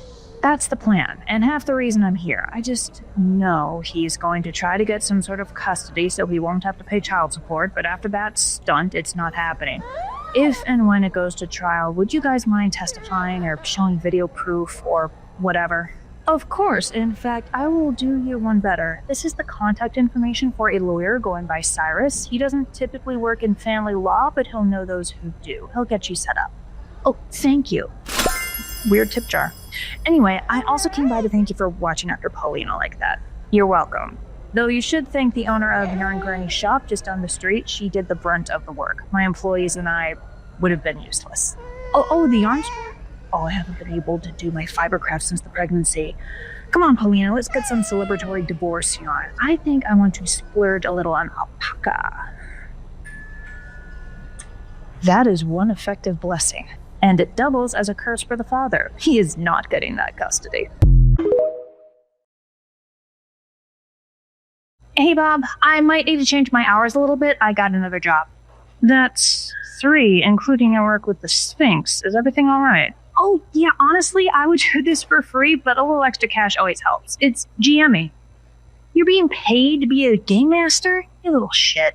Yeah, for Divergent Realms. It's one of those pay-to-play communities for TTRPGers, except it's made by and primarily for neurospices.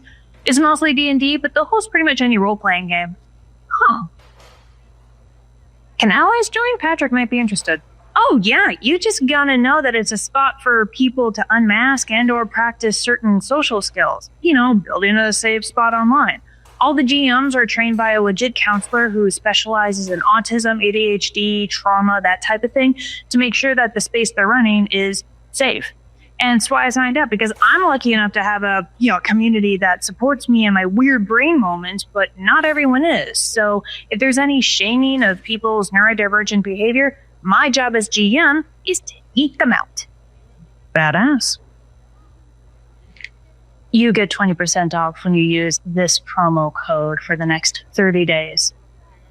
And they also have a CaFae Latte game.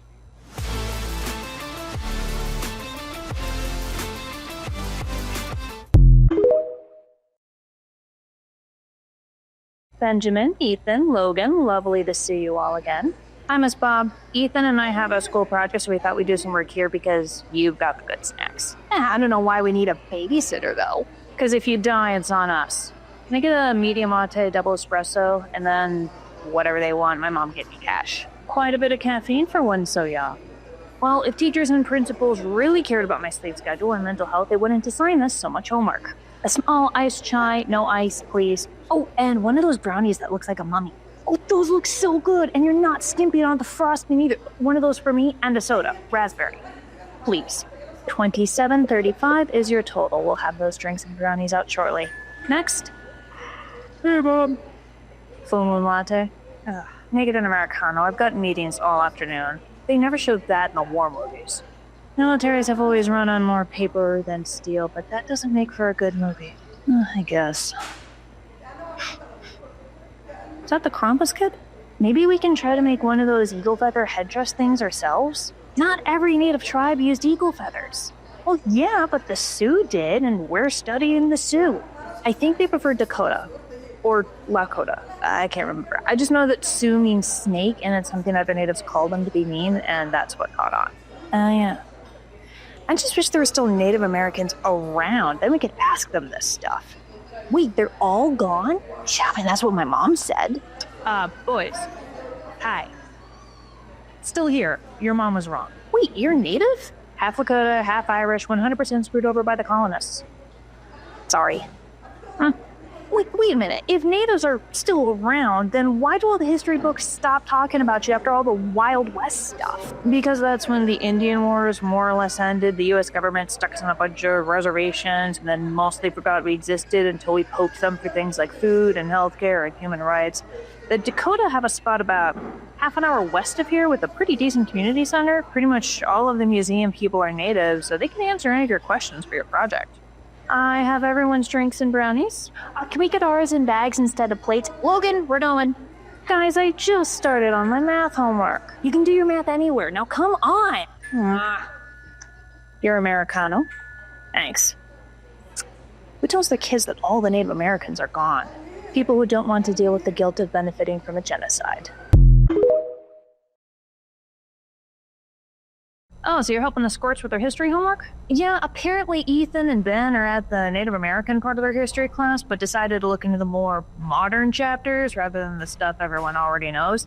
And when I told them that I fought in World War II, that sealed the deal, so I'm letting them interview me. Oh, which theater? German. There were a lot of Nazi vampires. Oh, right? Ameth and I mostly just focused on sneaking in and getting the squishier Jews out, but I swear, every other officer I ran into was a literal bloodsucker. Oh, you were evac. Unofficially, yeah. I never enlisted or anything like that, but we still had family over there, and they had whole communities who needed to get out. We were helping evac German Jews years before the Allies finally grew a spine and stopped the whole appeasement bullshit. And then we focused mostly on Poland and the Soviet Union, which made me so glad to be a dragon. I don't know if you've ever been, but don't go there in the winter. It sucks. I tried to hide the fact that I was a werewolf for so long. I managed almost a year, and then December 42 hit, and I'm like, no, it's too fucking cold. Hey, Sergeant, I gotta tell you something. Ian's eyes almost popped out of his skull. Oh, sorry. Oh, no problem. I just want a small coffee, light roast, room for cream. On the screen for you. It'll be up in a sec. So where are you from? We're by Granite Falls, west of here. Right, but where are you really from? Granite Falls. Where are your parents from? My mom came from the Dakotas, my dad's up north.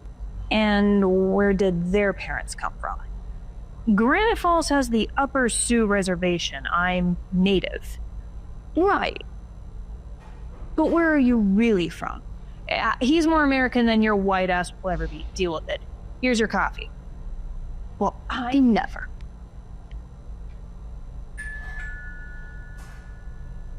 If I had a nickel for every time that happened, I could buy this whole cafe. Seriously? Even I don't get asked that. My family are actual immigrants. Hi, Janine. I thought you were nocturnal. Ordinarily, yes, but I had an officers' meeting this afternoon. Is this your chair? I'm not staying. School's back in session. Ah, yes, I forget that you're an art teacher.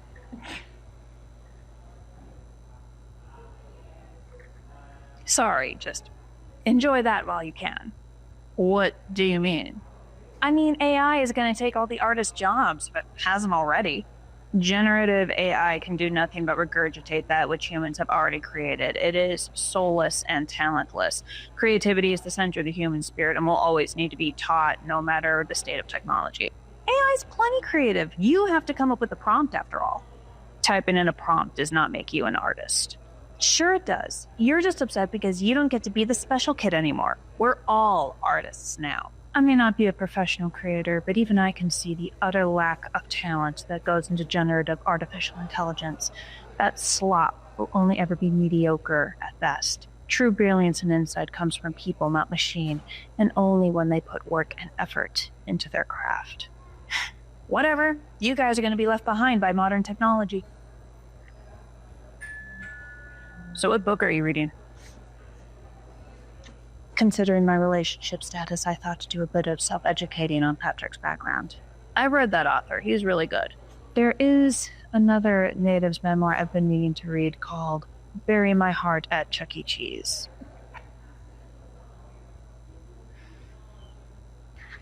If I weren't already undead, I would have died laughing. I could never. Welcome to CaFae Latte. The muffins just got out of the oven and the scones are right behind them.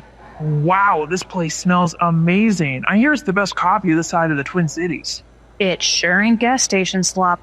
I just got out of an 18-month sentence. I'll be happy as long as it's not battery acid. So, a large and a big-ass pastry? Dark roast, room for cream, and the fattest blueberry muffin you have. Actually, they've had 2 copies. My sister's a monster before caffeine. Or pretty pricey. Yeah, but it's a special occasion. Besides, my sister's paying. She gave me her wallet while she parks the car. Alright, on the screen for you. So, is this the spot that had that nasty angel come through being a homophobic prick? Oh, you heard about that?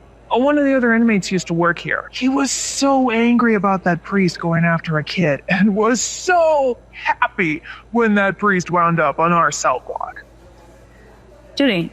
Yeah, Gabe was all black and blue by the time I got out. Some of the inmates think he's fine, even go to his sermons, but others, especially the paras, not a fan. And even others are more pissed about the whole stealing from his own parishioners thing that got him locked up in the first place. Prisons and jails have some of the most devout people you've ever met. They do not like rotten priests. Yeah, I heard. Here are your copies and your pastry. Oh, this looks phenomenal. Thank you.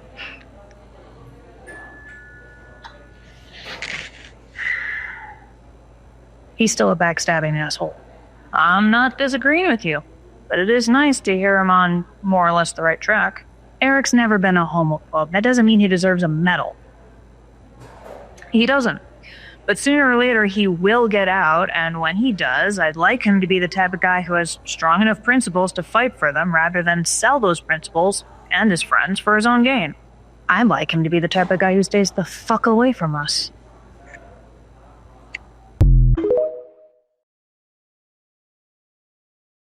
This is absolutely atrocious. The service here is abysmally slow. Ma'am, as I've explained before, we are short-staffed today and the morning rush ended about 5 minutes ago, which is why I had to go in the back and restock the flavor you requested. Unacceptable. Where's your manager? I demand to speak to them. Very well. Jennifer Charles? Yeah? You're the manager? Kitchen manager, yeah. You need to fire this woman. She doesn't know what she's doing. She's moving ridiculously slow, and she's rude. This one is rude. Yes, fire her, or I will never come here again. I can't do that. Why not? Because she's the owner. Until you learn to respect service workers, you will never remember your internet passwords and have to reset them every time you need access to your most important web pages.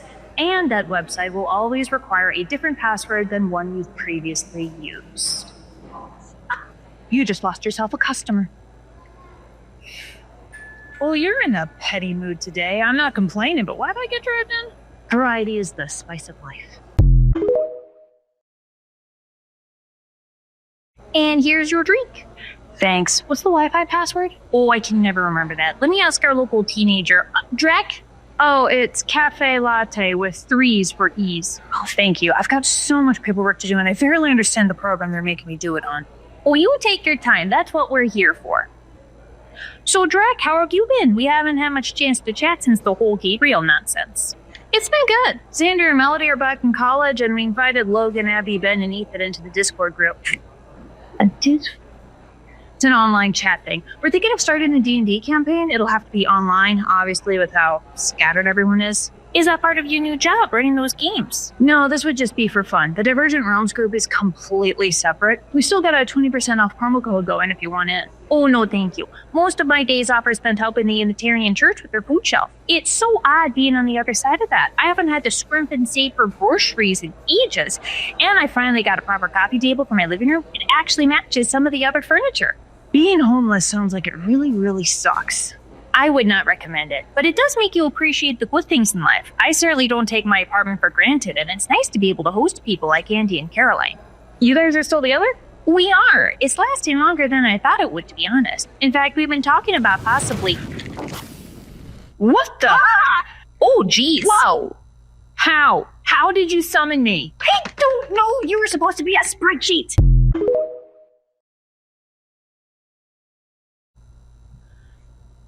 In 12 centuries of living and exploring the realms, I have never heard of someone accidentally summoning a demon. Never mind with Excel. It's a very complicated program. Well, yeah. If you're using the demonic language instead of English. But if you had to do calculus, you would know that the two are very similar. You're not going to make me sell you my soul or whatever, are you? But no, souls haven't been legal currency in centuries. Well, hold up, you guys used to actually buy and sell souls? Oh, yeah, Seraphim used to do that too. Seriously? Mm-hmm. Oh, where do you think Christianity got the idea? Souls are sources of power. They can be used for all sorts of magic, all very powerful and very tightly regulated. They're ridiculously expensive on the black market. Ugh, more trouble than it's worth, in my opinion. I prefer trading in cash or Pokemon cards. In exchange for what? I'm a mathematician, so any calculations that humans don't want to do, I tutor sometimes, stuff like that. That explains a lot. So, how much do you charge for helping me with this spreadsheet? $20 an hour? And a coffee. It smells really good in here. Sold. How the hell do I organize this?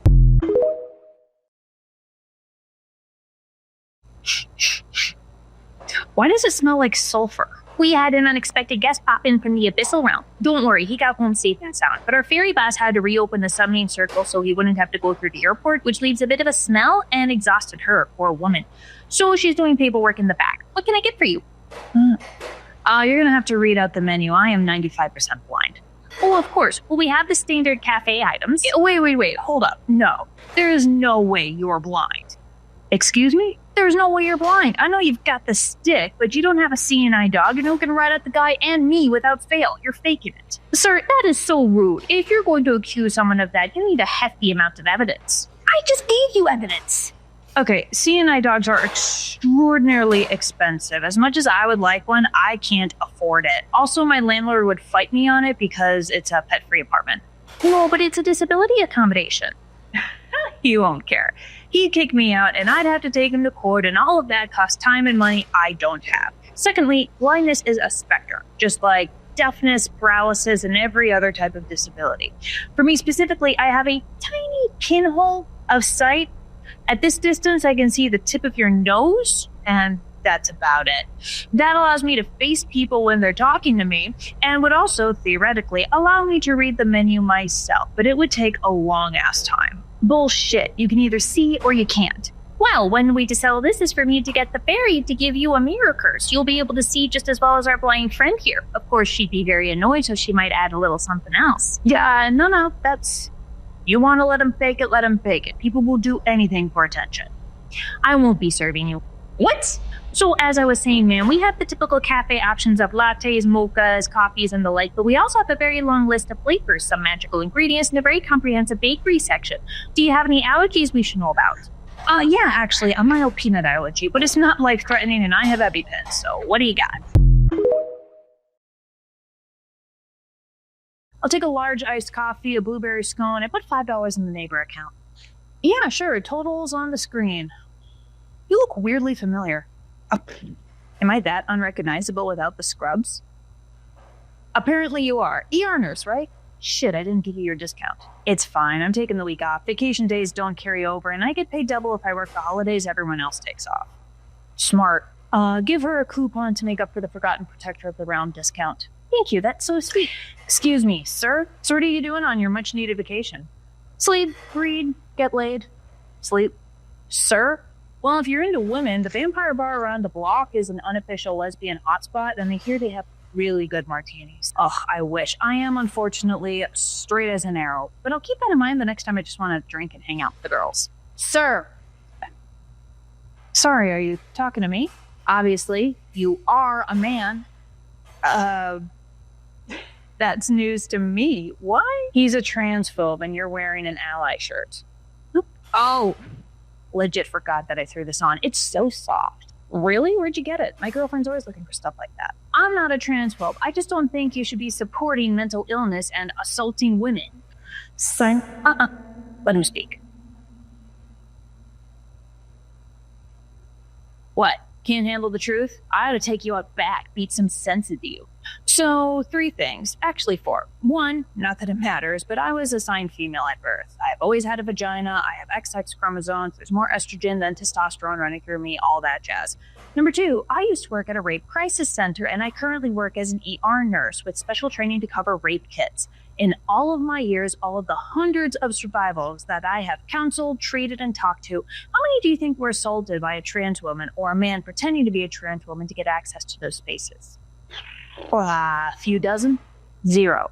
It has happened 0 times. When a man wants to assault someone, he doesn't go through the arduous process of estrogen treatment, legally changing names and documents, socially transitioning with clothes and hair. If he wants to rape someone, he just does it.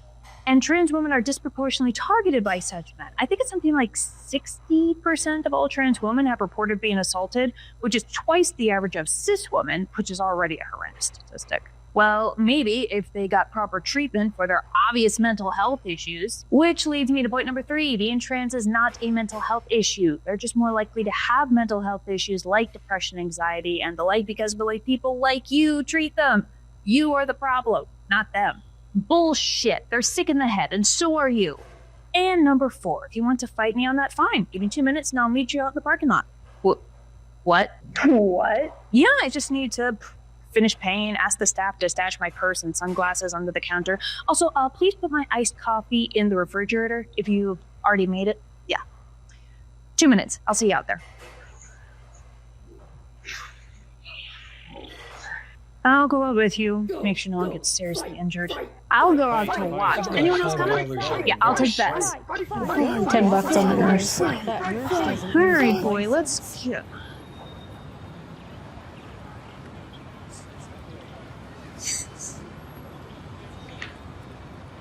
He chickened out! Oh, for fuck's sake. I can't say I'm shocked. Well, I just lost $20. Someone bet on him bailing? You? Oh, both of you. Alright, you're splitting the pot. Yeah, Mom, I really do think you'll like Lindsay. I mean, she gave me a new good-looking protection charm, and she presents as the cinnamon roll who wouldn't hurt a fly, but there's a spine of steel under there, and it doesn't put up with any of my bullshit. No, I haven't tried contacting Dad since Father's Day. I'm done with that whole side of the family. Old Jack's sister got into a fist fight with the guards when they wouldn't let her visit because she had a nose ring, and nobody's even called me once in all the times I've been in and out of jail. Fuck that noise. Eric, you're up. Gotta go, Mom. Love you too. They've told you how this is gonna go? It's not my first parole board hearing, just the first time with this sentence. They haven't let me out early since I was a teenager. Hey, maybe you'll get lucky. Not that I want you to. We like having you around. You just like having someone beat up the homophobic priest while you're conveniently alibied with the cameras. How's your kid doing, by the way? Oh, he's out of the hospital. Still seeing a therapist, obviously. I might not beat up inmates, but when one of my coworkers heard what happened and said that it was a shame my little faggot didn't succeed, let's just say it's a good thing the union leader's also queer. He got fired. I got suspended. Is that what happened? We were wondering where you went. Honestly, it was a good excuse to stay home, make sure my kids' new antidepressants are working. This is you. Good luck. Thanks. My name is Hank. I'm the board commissioner. This is Bridget. She's the deputy commissioner. Do you have any questions before we begin? Nope. Actually, yeah, I thought you were a defense attorney, not prosecuting. Victims of crimes get notified when the perpetrator's up for parole and have the right to say why that's a bad idea. And with that segue, Mr. Johnson, why don't you give us your testimony? And the rejection stamp drops in 3, 2, 1.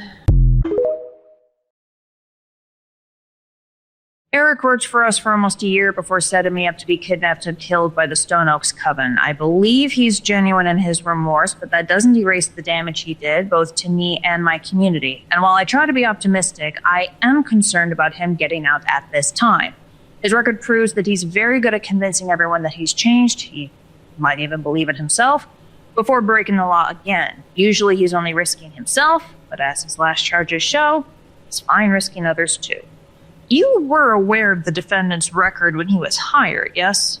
Yes, just like we were aware of our bakers, Jennifer Charles. They managed to change for the better, often with our help, so we thought the same would happen here. Obviously, Eric wasn't ready for that yet, and I can't be certain that he's ready now. Weren't you the one who killed all those witches? I acted in self-defense, yes, but most people aren't 300-year-old fairies with extensive combat experience. Thank you, Mr. Johnson, that's all. And I'm worried that potential future victims won't have that advantage. Thank you, Mr. Johnson, that's all. You may step down. Mr. Nelson, were you aware of what the Stoughton Street Coven was going to do to Mr. Johnson? They told me they would only take some blood, maybe a bone sample. I chose to believe them, but if I'd thought about it for 2 seconds, I'd have realized that they were lying. We don't blame victims for other people manipulating them. Still, I know how gangs and mafias work. The picture's never as rosy as they paint it. Cyrus's kidnapping is on me, and no amount of apologies will fix that. So you regret it? Obviously. Your parole is granted. What? He'll carry out the rest of your sentence outside of bars. We'll assign you a parole officer and make sure you get the paperwork on your way out. Next case.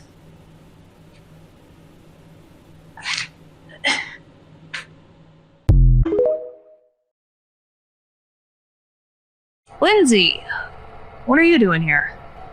Visiting my boyfriend. Oh, please don't say it's Eric. Yeah. The guards were nice enough to let me schedule my visit right after his parole hearing so that I could cheer him up. With his record, he probably got rejected. Why didn't you tell us you were dating him? Sorry, I must have missed something. Are you my father? My keeper? I like to think I'm your friend. You know what Eric did to get in here, right? Yes, he conspired to have you kidnapped and turned into an immortality potion, just as I conspired to kidnap Bob and torture her for magic and power. Hey, sweetie. I'm out of here tomorrow. Apparently. What? Eric, that's wonderful. Yeah. How'd that happen, anyway? How if I know? Maybe the jail's too crowded? You're only a third of the way through your sentence. If they need to empty the place out, there are several better picks. Lindsay, did you do something?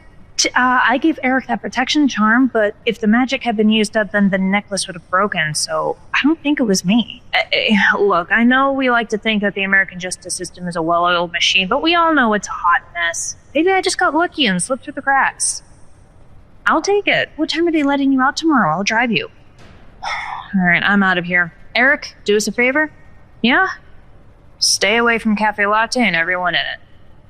I really am sorry for being an asshole. It's not just me you need to apologize to. Honestly, I'm impressed you didn't stick me with knives. It really is a good day.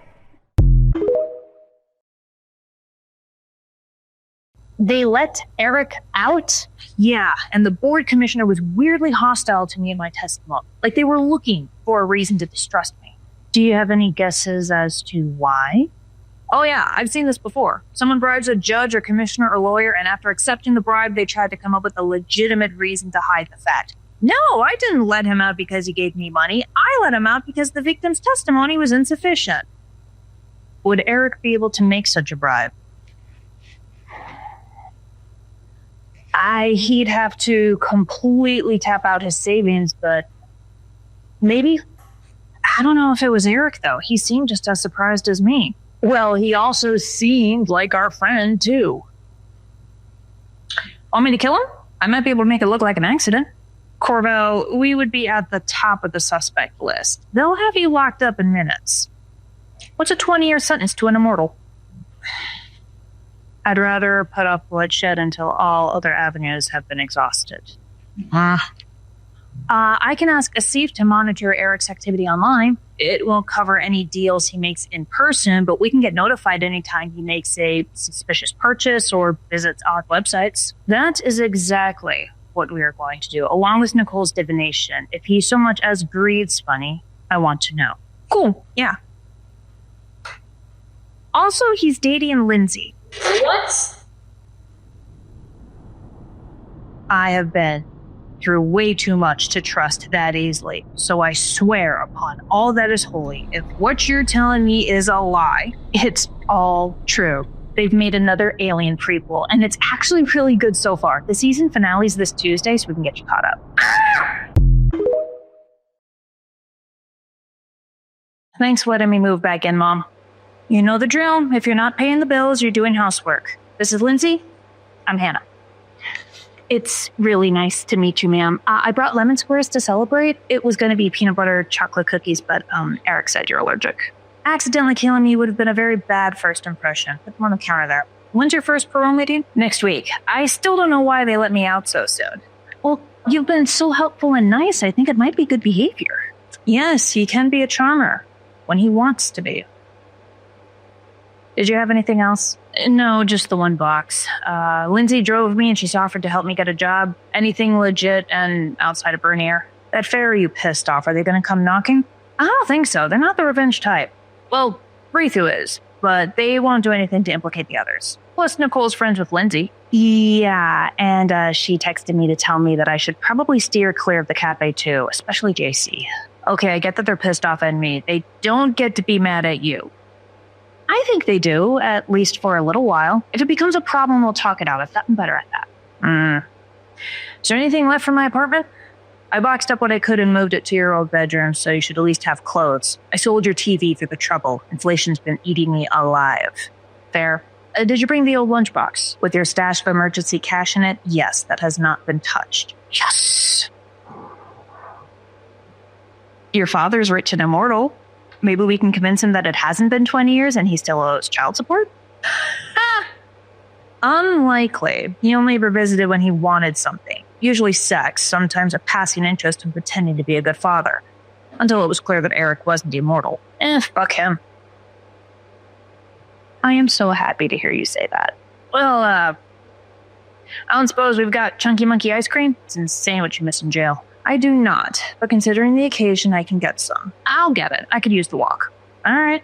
Lindsay and I will try not to kill each other. Oh, are these the Wade figurines that you've collected? Eric told me that you've got hundreds. Mm-hmm. There's more upstairs. Don't touch. Oh, Chunky Monkey, you shall not last the night. There's my boy. You've gotta be fucking kidding. Oh, don't tell me you don't recognize your own father. Where are you going? Home. You're not invited. No?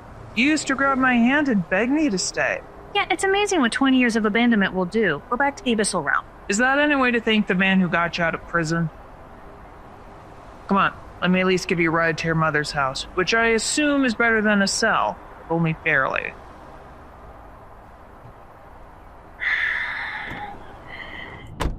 It really is good to see you again. Thank all that is holy you got your mother's looks.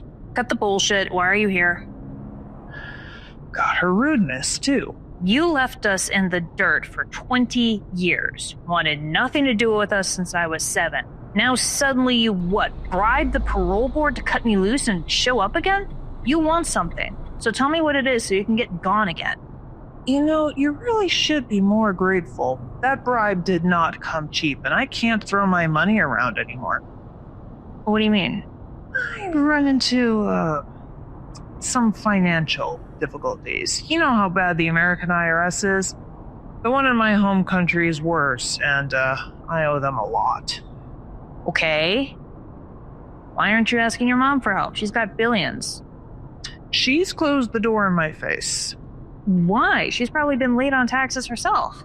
It's not the taxes, it's the fact that I also owe money to various associates. Not paying them leads to much bloodier consequences than a white-collar prison. You got wrapped up in demonic mafias? That is a very glass house you're throwing stones from. Yeah, and a very broke house too. Don't be gauche. I'd never ask my son for money. Then what are you asking for? I can get back on my feet easily with the right supplies. No one in my home realm will loan to me, which is why I need to get them here, below board. You want me to steal for you? Borrow. Obviously, I pay everyone back once I'm on my feet again. No deal.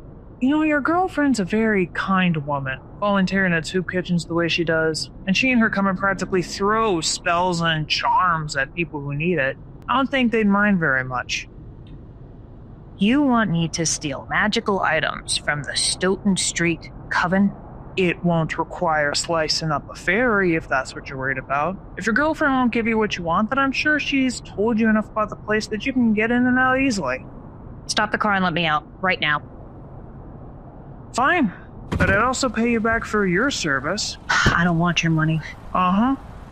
How about immortality?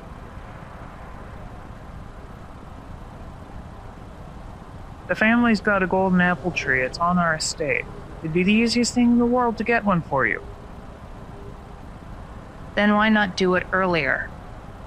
You haven't earned it yet.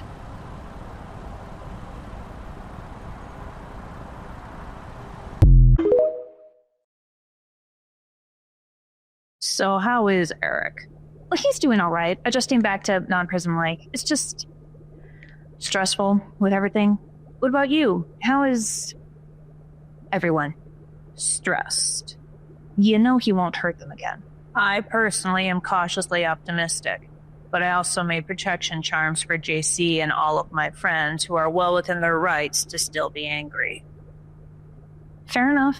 He's not asking for forgiveness, but if they give him the opportunity, he will apologize. Let's wait until JC is less trigger happy. Are you done with your closing duties? Yeah, everything's clean. Make sure the door's locked on the way out. See you later. Be safe. These guys have some of the most powerful, valuable magical objects in the state outside of Bob's place or a military camp. And they have only one locked door and 2 cameras guarding it. For fuck's sake, guys. I'm surprised you're having us meet at your mother's house. She's off for the night. Any neighbors will just see a dad and son bonding. Come in. Did you get everything? Yeah, their security is shit. I could have broken and blindfolded. Here. Cheers. Livermore Valley. Very nice. It's a special occasion. I figured I'd splurge.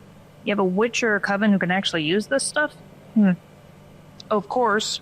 I am also practicing magic, although I specialize in my own realm, of course. Human witches do little more than steal from others, both the spells and the items required to make them work. If it ain't broke, don't fix it. So I'm thinking that I'm going to be at the top of the suspect list, all things considered, so we should wait to give me that immortality for at least a few months. Unless you're willing to bring me into the abyssal realm away from police jurisdiction. That's not going to happen. I have no intention of giving you immortality. Yeah, I thought so. I don't know why I said that. Of course I'm not going to give you immortality. I put a truth potion in the wine. I mean, I suspected that you were just using me and were gonna bail as soon as you got what you wanted. Like, 80% sure, but I needed to hear it. Really diabolical of you to do this for multiple reasons, but I know you could have broken in there yourself. Especially if, as you say, you're trained in magic. But you wanted that buffer. Throwing me under the bus would have bought you a very valuable 24 hours. Give me the magic items. They're not here. Lindsay and Nicole swapped out the real stuff for fakes. We weren't sure if you were having me followed or not, so doing a fake break-in seemed like a good idea. Do you know what happens to people who cross me? Do I care?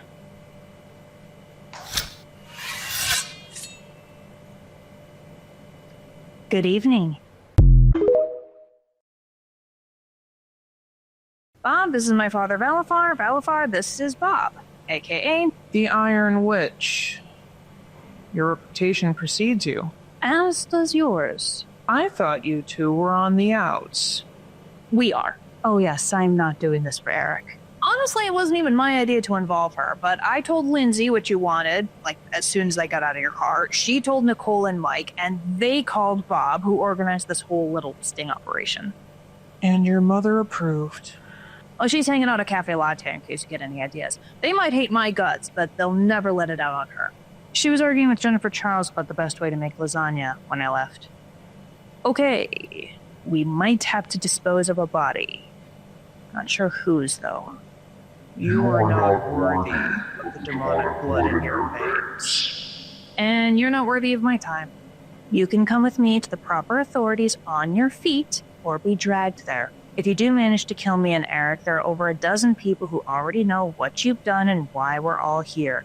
You will be hunted down for dumb homicide rather than grand theft.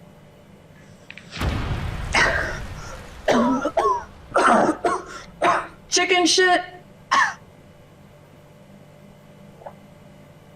Oh, there really is good wine. God damn it, that smoke bomb left a mess. I thought the smaller environment would make it easier to capture him, but he escaped.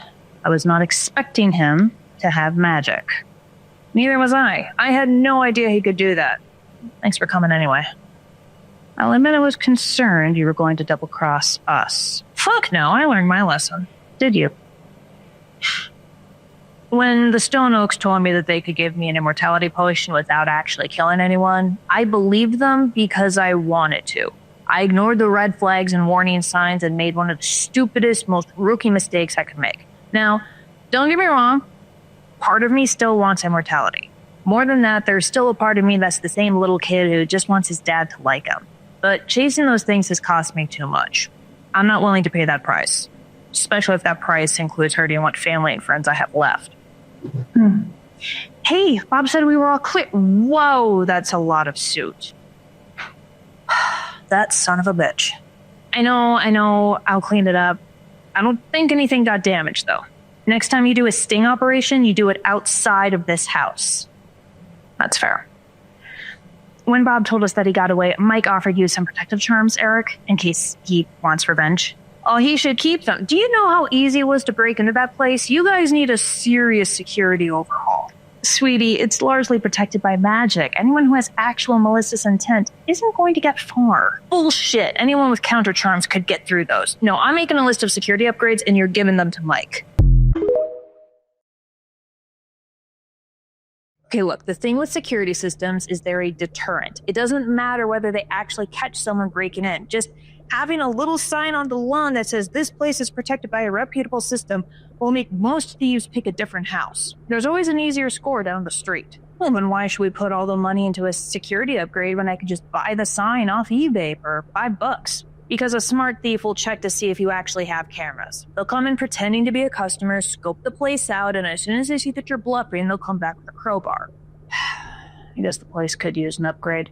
We'll start a GoFundMe, do a ritual for wealth and good fortune. You got any suggestions? Anything that'll put cameras, lights, and/or motion sensors on all possible entrances, including windows. You got a safe for valuables? Yeah, right here. Get a new one. I could crack this in 3 minutes. Really? Start a timer. All right. Nicole brought up a concern about you the other day. You mean JC bitched to Nicole as soon as they heard I was helping you with this, and she found a more diplomatic way of saying you shouldn't bring me anywhere near here?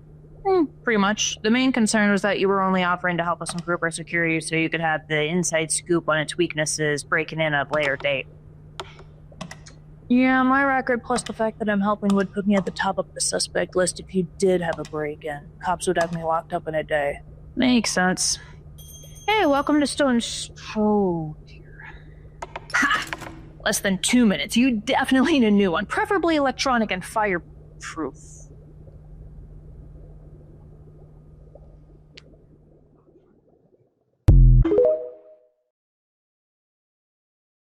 If you're here to kill me, you should do it outside. Corpses always leave a mess.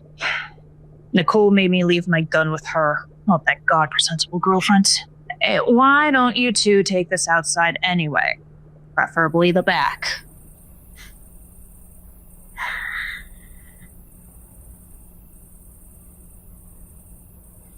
I assume you're here for an apology? Fuck your apology. I just want to know why. Why what?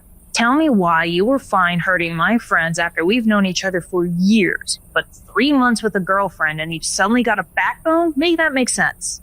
Lindsay knows what it's like to sacrifice everything for a family that wouldn't spit on you if you were on fire. And unlike you, she knows what it's like to be too weak to say no to them until it's too late. I was already on the right track. You don't lose all your friends and freedom with one mistake without reflecting on it. She just helped me keep course. Helped you keep course. Jesus Christ, are you really that shallow? You've been chasing your dad's side of the family for as long as I've known you, no matter what I've done to help you out. But apparently I should have tried spreading my legs too. First of all, you're not a woman. Second, I've broken up with at least 2 girlfriends who also tried to pull my head out of my ass, so it wouldn't have worked anyway. Third, are you seriously pissed at Lindsay? How do we know the two of you aren't planning something, huh? You've both tried to chop up a fairy for your own gain. Maybe third time's the charm? Maybe you just needed the right bit in crime. Okay. You've always been a gold medalist at holding grudges, so I've never expected you to be cool with me after this. I broke our friendship, I was a selfish asshole, that's on me, so you get to be angry at me as much as you want. What you do not get to do is talk shit about my girlfriend just because she was there for me when you weren't. I tried being there for you, and you tried to get Cyrus killed. I know. That's why I don't blame you for cutting ties. It's a you decision. You made it, totally understandable. Lindsay made a different call, one that was also totally legit. She reached out because she saw we had the same background, and we just clicked. Maybe she shouldn't have given me a chance, but she did, and it's not hurting anyone, so back off. I don't want you anywhere near Nicole. That means as soon as your deal with Mike is done, you're gone. That was the plan.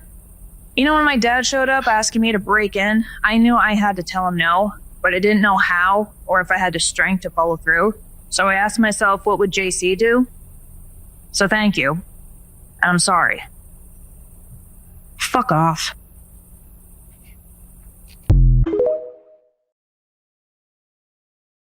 New scones, and unlike the last batch, these aren't burnt. Huzzah for clearing the lowest bar.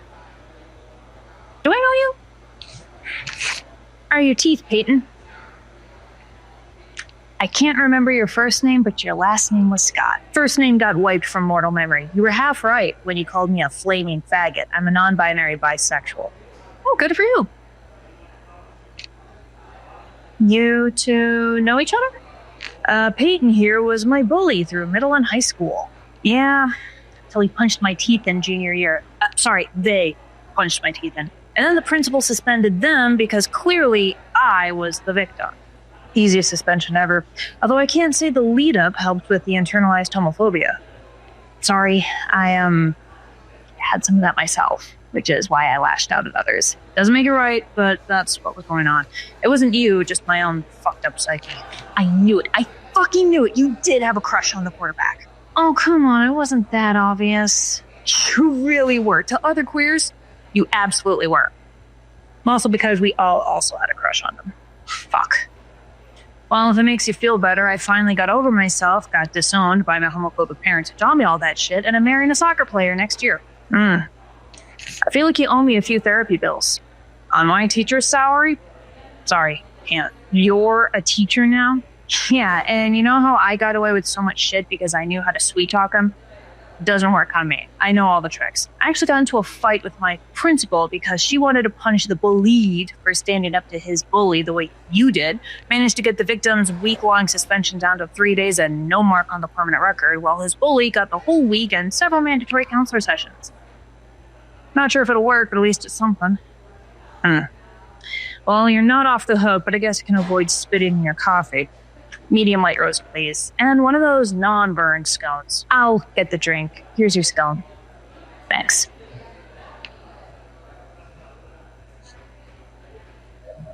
What? Nothing. Just curious how one can change themselves for the better. Plisnia. How they can even redeem themselves and break abusive cycles. How redemption does not equal forgiveness. That too. Welcome to CaFae Latte. How can I help you? You know, you're in America. I'm aware. I mean, this isn't Saudi Arabia or whatever. You don't have to wear the headscarf. I'm aware. So you should take it off. No, thank you. I'm not comfortable with that. But it's oppressive. No, telling women what they can or cannot wear is oppressive, not me actively choosing modest clothing that expresses my religious and cultural identity. Now, would you like anything to eat or drink? I'm trying to help you by pushing white beauty standards on me instead of trying to learn why women like me may choose to don the hijab. You see, it has a lot in common with the modern movement against the beauty industry. Islam's emphasis on modesty pushes back against people's tendency to value people's physical appearance more than their personality, especially women. Many Western women, when they look in the mirror, search for, worry about, and try to fix imperfections. When I look in the mirror, I'm just checking to make sure that I'm covered, that my children haven't left any weird stains on my clothes. It's a huge relief in terms of time, mental energy, and finances. Do you understand? Oh, so you have a problem with women wanting to be beautiful? Give me that scarf. Hey, wait, don't. Aha! Aha! Huh. Now, when you go to the hospital, tell them that you have a fractured ulna. Not radius, ulna. They'll still have to take x-rays, but that's where they should look. You broke my arm. I'm going to sue you. You lunged at me. You assaulted me. I acted in self-defense in front of several eyewitnesses and cameras. Try to sue and you get arrested. Oh, you cowhead. Can you show me how you did that? Oh, it's easy, especially when you have a granite countertop to slam balloon against.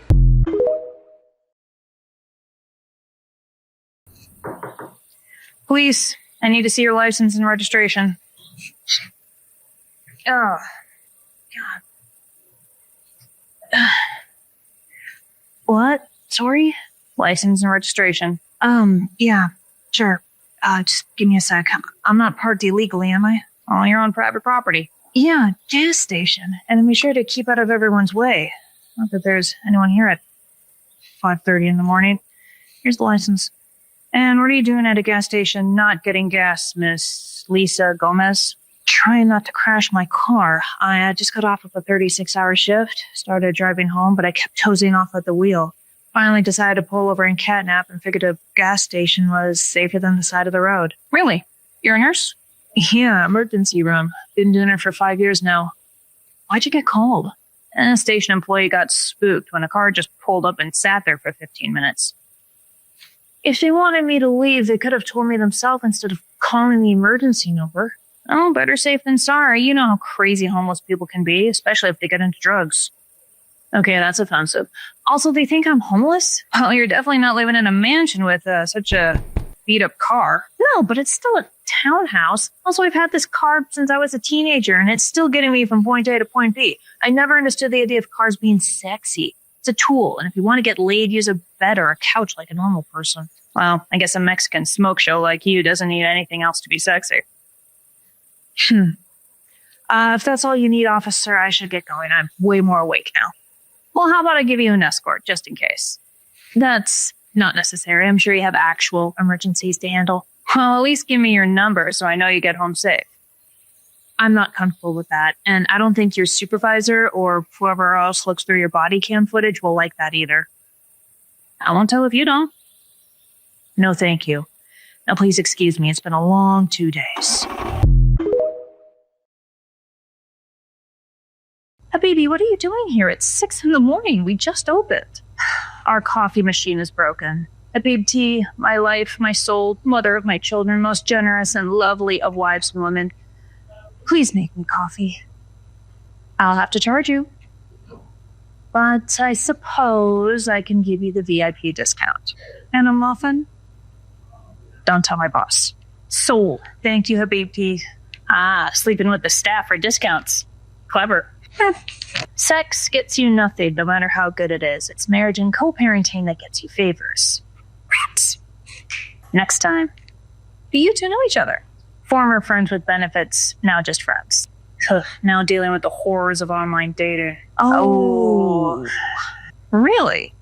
You're a respectful charmer with a lucrative career and a handsome face. I can't imagine you having much difficulty. For casual hookups, now those are easy. It's finding someone who clicks with me long term, who also wants a serious relationship and eventually kids, and who doesn't spend the entire date either psychoanalyzing me, pitching me essential oils, or constantly posting on Instagram. Bad luck. Yeah, I don't miss those days. Well, we were arranged. We met through community, nothing digital about it. I also did online dating. Deleted all the accounts after meeting you, obviously, but I tried to keep my options open. Oh, me too, and I know that I have the advantage because my chances of being assaulted and murdered are much lower than my dates. But I also had to put a restraining order on one of them. She just would not leave me alone, even when I said no and we didn't click. It took her weeks to back off. The internet brings out the best and the worst in people. Well, maybe a love charm from the Stoughton Street Coven will help? Well, isn't that the same thing as a date rape drug? Only if the spell is targeted at someone specific. If it's a charm that you're wearing, it doesn't influence anyone's emotions or mental state. What it does is adjust your environment ever so slightly to ensure the ideal conditions of you meeting a good match. You still have to do all the work of starting and maintaining the relationship, but the spell removes all the environmental obstacles and adds environmental benefits. You get a job assignment that puts you in close contact with a potential match, or you bump into the right person at a bar. Huh. Will I have to keep doing online dating? Perhaps, but not for long. Sold. In the meantime, can I get a large iced coffee? What a nice day. Glad I walked here. I said I wasn't interested. You also said you were going home, not to a business. That's lying to an officer, which is a crime. So is sexual harassment. I said I wasn't interested. You also said you were going home, not to a business. That's lying to an officer, which is a crime. So is sexual harassment. I'm not harassing you. I'm just a guy who wants a beautiful girl's number. And I have denied your request repeatedly. And instead of taking the L, you choose to follow me and keep bugging me about it. That's harassment. I could have arrested you or gotten ICE involved. Really? You're threatening me? Well, you sure don't look like a legal citizen, Miss Gomez. So my family has been in this country for 10 generations. They'd already been in California for 2 when Mexico gave it to the United States. Well, they might actually believe you if I'm there to vouch for you. But I can really only do that with your number. So who do you want me to call? You or ICE? ICE. I'll get my coffee and a lawyer. Dispatch, I've got a possible illegal... Hey, honey, I hope you don't mind. I got my coffee while waiting for you. I know you're like yours hot, which is why I didn't order anything yet. You okay? Fine. Well, you know how much I worry about you, honey. Taking those super long shifts, especially in the cities, I really wish you'd let me play chauffeur. I get nightmares of you falling asleep at the wheel. Oh, hey, officer. Problem? You two know each other? We do. Going on 3 months now. Apparently the stereotype of nurses going after doctors just ain't true. They go after computer programmers. Okay, you need to meet more doctors if you still believe that stereotype, especially surgeons, okay? Not all of them, but a lot of them are just such assholes. Definitely not hired for their bedside manner, that's for sure. Is that one surgeon still giving you problems? Jones or Johnson or whatever his name is? Oh my god, you have no idea. I will tell you all about it over breakfast. Officer, are we done? You could have just told me you had a boyfriend. No is a complete sentence. It should have been enough. Come on, honey. I need all the latest IT drama. Hey, I need a large dark roast, black as sin, pixie dust on the side for when I get home, and a curse on an asshole police officer. Please and thank you. I could deliver the coffee, but I need more details for that curse. David, you're back so soon? Yeah, I saw the situation and stepped in. He was gonna call ICE on her unless she gave him her number. Yeah, Allah, you poor thing. Let me get you that coffee on the house. Did you want something to eat? You look exhausted. Blueberry muffin, please? Our eldest just started first grade, so congratulations. You are now the object of my wife's mothering. I'll take it. While I'm glad you escaped unharmed, I don't like the idea of this officer free to harangue others, but I can't put any magic on him without a full name or some DNA. His badge number was 6204, but I didn't see his name. His last name is Benson. I also got his face on license plate. I filmed for a while before stepping in. Oh, can I see? Yeah, sure. Give me 5 minutes. Asif used to do cybersecurity for the government. He knows a few tricks. Your coffee, pixie dust, and muffin. Why don't you go sit down for a while and relax until we're sure he's gone? Thanks. And thank you for stepping in. I know I could have gotten Cyrus as my lawyer if it did escalate, but who knows what would have happened. Oh, yeah, it's no problem. My mom's been a nurse for 40 years, so my conscience wasn't going to let me walk away. Oh, she is? Yeah, and in fact, one of my sisters is a surgeon. Oh, fuck. Don't worry, you were right. I love her to death, and she's got a good heart, but she does not have great people skills. None of them do. They really need to offer a social skills class in med school. Oh, so you've been here 10 generations? I think I can only claim 3, maybe 4. Yeah, at least on my mom's side. My uncle's a history nut, so he actually found the records tracing us back to the original Spanish settlers. He's still trying to piece together where we were before California, but I think he's hit a dead end. He did find the story of an ancestor who, right before World War I, was targeted in a mass deportation, but he jumped off the train and walked back to his house in California. Mass deportations have happened before? Oh, yeah. Got him. Officer Richard Daniel Benson. What are you thinking, Bob? Any requests? I want him off the force, at least, if not in jail. I will ensure he cannot use his authority to harass, hurt, or abuse anyone outside of self-defense, that his crime and disrespect are revealed to all, and he'll suffer poverty and misfortune until he stops being a racist and sexist. Sounds good. I'm wiped, so I'm going home. You want an escort? No, but I do want your phone. Asif? Yeah, here you go. I am on hour 40 without sleep, which is why I cannot flirt for shit right now. But here's my number. Give me a call when I can actually hold a conversation. Yeah, sure. Get home safe. Did you already hit me with a left turn? I genuinely did not think it would work that fast. Drake said he'd cover for me tomorrow for Sukkah, but he said I had to pay him back with pictures of my nibbling.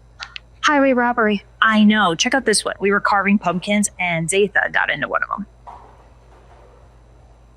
Oh, that's adorable. Baby pictures? Nibbling pictures. See?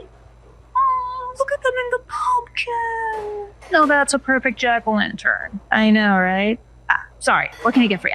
Oh, don't apologize. I definitely want something to eat, but as an incubus, I do have some allergies and intolerances, especially to more celestial ingredients. Steer clear of the honey cakes, everything else is fine. Awesome.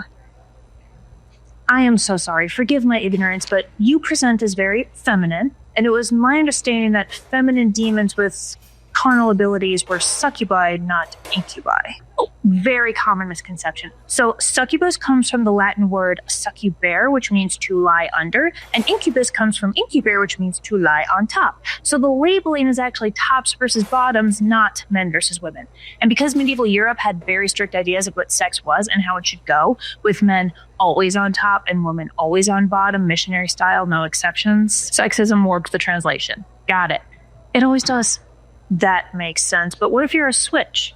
Well, that'd make you a concubus to lie next to. Oh. Who ate some of my cookie dough, Cyrus? Busted. I only took a little. A little? Bullshit. Look at this. It's like a Wolverine got into it. Hey, whoa, that wasn't me. Really? Fairies can't lie, and when I do take the cookie dough, I always smooth it down so it's neat and clean. I don't leave frickin' claw marks. Then who the hell got into this?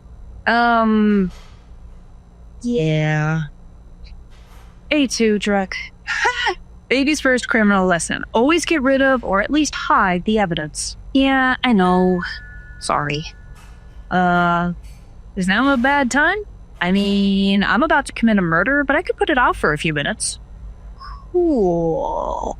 Medium coffee and a pumpkin brownie to go, please. Oh, good. Those are new. Tell me how they turn out. I thought you lived in Minneapolis. What are you doing in our neck of the woods? Oh, I got a call about a haunted hotel closer to Rochester.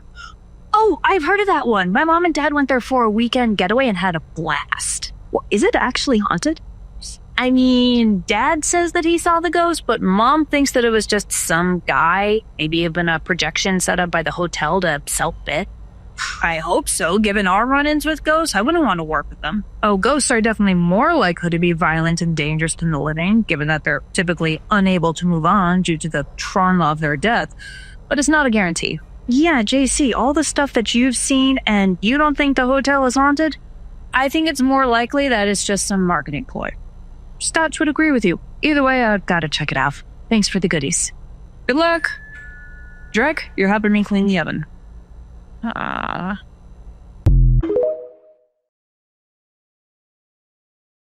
McIntosh, you called about a ghost problem? Yes, please, step into my office. Thank you for coming. Would you like my assistant to get you anything? Nah, I'm good. So you said that there is a ghost problem at the Hotel Jacaranda? Oh, it's hardly a secret. Frankly, I'm surprised you haven't investigated it before. The hotel's been haunted since the 1920s. Well, I did some general research and I haven't seen any dangerous activity there. No injuries, no illnesses, no deaths or near-death experiences, other than an old woman who slipped in the shower. That ghost has definitely threatened me. Last time I was there, my tires were aired out, my suitcase went missing, and when I woke up in the morning, all the mirrors in my room were shattered. Could have been kids or a feeding maid. We checked the security cameras. No one touched my car, my suitcase went missing, and the mirrors shattered while I was in the room. So unless that maid is invisible, it was the ghost. That is concerning.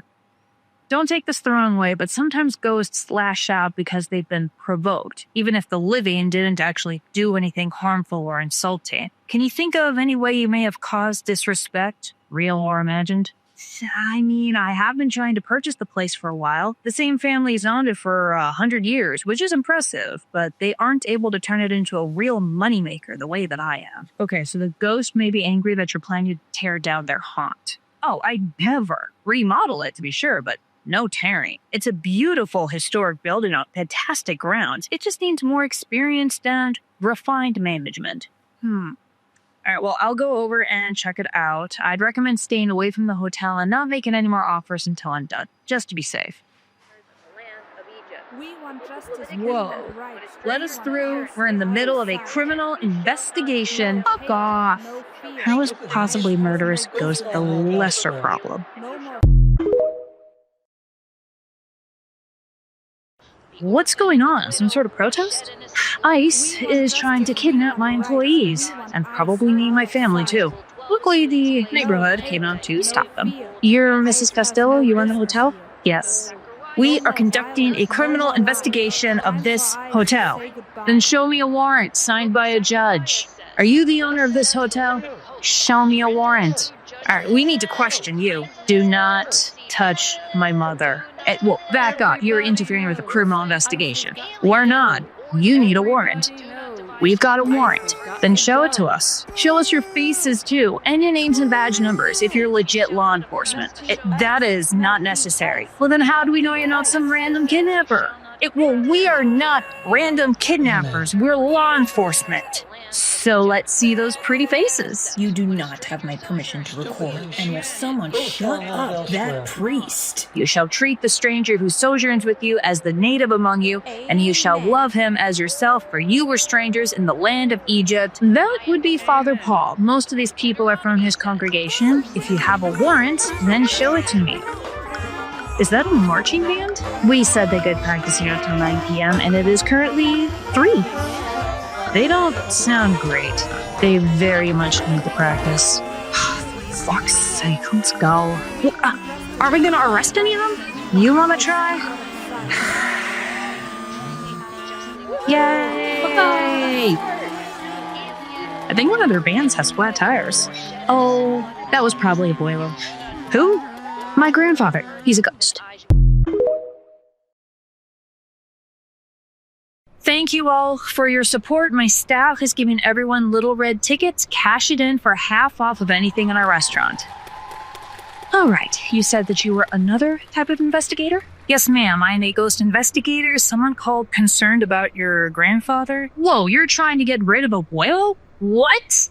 I'm just trying to figure out what's going on. So I take it you're all descendants of this ghost? Well, Abuelo is the one who started the hotel. He bought it with his wife when Nana's dad was a baby right after World War I. My grandparents came up from Guatemala to work the factories. When the war finished, they stayed and used the money they'd saved to start this hotel. But he never got to run it. Abuelo died within a year. Tuberculosis. And I'm assuming that's when the haunting started? Sure. Cold spot, sightings of a shadowy man in 1920s wear at night, singing. He loves music. When my daughter was little, she'd have tea time with him and her stuffed animals. It was adorable. And it wasn't pretend. I saw him, but then I stopped seeing him a few years ago, even though I know he's still there. Well, that's pretty common. Kids are more susceptible to the supernatural, so they tend to see ghosts more easily. Now, I did speak to someone who seems to have been threatened by a ghost in your hotel. Macintosh. That man is a living plague. He mentioned wanting to buy this place. Oh, yes, he's been making offers for years now. First it was just bigger and bigger numbers. I told him we're flattered, but the Hotel Jacaranda is a family business. Yeah, I'm gonna take it over. As soon as I finish college, I'm doubling in event and hospitality management. Those are actual degrees? Yeah, and I barely need to pull any loans because this hotel already does so well. I don't know what Macintosh was talking about making it a real moneymaker under his leadership. He wants to lay everyone off, hire cheaper workers for lower wages, replace the more communal events with ticket items or things that require room reservations. What? It's to squeeze out every penny, all right? Keep more for himself, even if the hotel as a whole takes a nosedive. Oh, fuck that. Sorry, Nina. Well, after we kept turning him down, we started getting the police called on us. Always anonymous tips, always for things like noise complaints, minor traffic violations. One time we had an inspector come with a tip that our patio wasn't up to code. It is. Then a couple months ago, I started sniffing around. Well, looks like you guys have pretty solid backup. Oh yes, our whole neighborhood adores this hotel. We're across the street from our church, and Father Paul started a whole congregation-wide chat room to summon everyone as soon as ICE arrives. My son was in the Marines before he became my accountant, and his friends came to town in their uniforms to play bodyguard. We get discounts and freebies to anyone who helps us protest, and we make sure our employees are always hiding in the back. Even so, about a third of them have quit and left town out of fear. Okay, I don't care about citizenship status. I'm just clarifying. You hire mostly Latin and Hispanic staff? Of course. We come from immigrants. We need to pay that forward. And all this mess is interfering with our business. We have so many events in October because of Halloween and being haunted. And also All Saints Day. That's the Guatemalan Day of the Dead? Yes, the old tradition is to fly massive handmade kites the size of bed sheets and movie theater screens. We've got a smaller version of that here. We host a free kite making day in the lobby, although we do charge for food and beverage and encourage people to bring their own mark materials since we provide only the basics. Then we go down the streets, the cemetery to fly them, and then picnic there in the evening. We don't have many Latinos in town, but it's a big tradition here. The kids especially love it. Yeah, unless Abuelo gets yeeted. I will need a very good reason to do that. I need to talk to your staff and some of the community here. Okay, so when did you see the ghost? Oh, this summer. The hotel hosts a book club specifically for horror books and scary stories. I think the owner's brother started it. He's a horror writer now himself. Good stuff. Anyway, if it's cold, we meet in here, but in summer, we meet by the fire pit and roast s'mores. So I was sitting in this chair right by the fire, and at first, it was just, ash and cinders and sparks and whatever. But after about an hour where I haven't moved, no one else got close enough to do this, I look down and I see that someone has written hello on the bricks in suit. Practically threw at my chair. Do you still meet up? Oh yeah, this week is a true crime novel. We always purchase an extra copy for the ghost in case he's interested. Have you ever seen the ghost? I've never seen him, but I've heard him. How so? I play piano for school and church, but I don't have one at home. But Mrs. Castillo lets me practice on the one in the lobby. Sometimes if it's quiet and there aren't many people around, I'll hear a man singing while I play. So I try to find songs that he likes. What does he like? Old stuff. And Lady Gaga. You're one of the Marines that the owner's son met? Yep. I genuinely did not believe Juan when he said that his family hotel was haunted till about last week. Well, what happened? Well, I got some CPTSD from my tour in Iraq. I'm on meds, but some nights you just can't sleep. So last week, I'm here because I don't want Juan's family hauled away by ICE, and I wandered around down here and came to the bar. It's open late. Was nursing a beer when this man, half my age, dressed all fancy with an old-timey vest and hat, he comes over and he sits next to me. I thought he was going to try hitting on me, but he didn't. Just sat and talked with me for hours. It's really nice not being alone.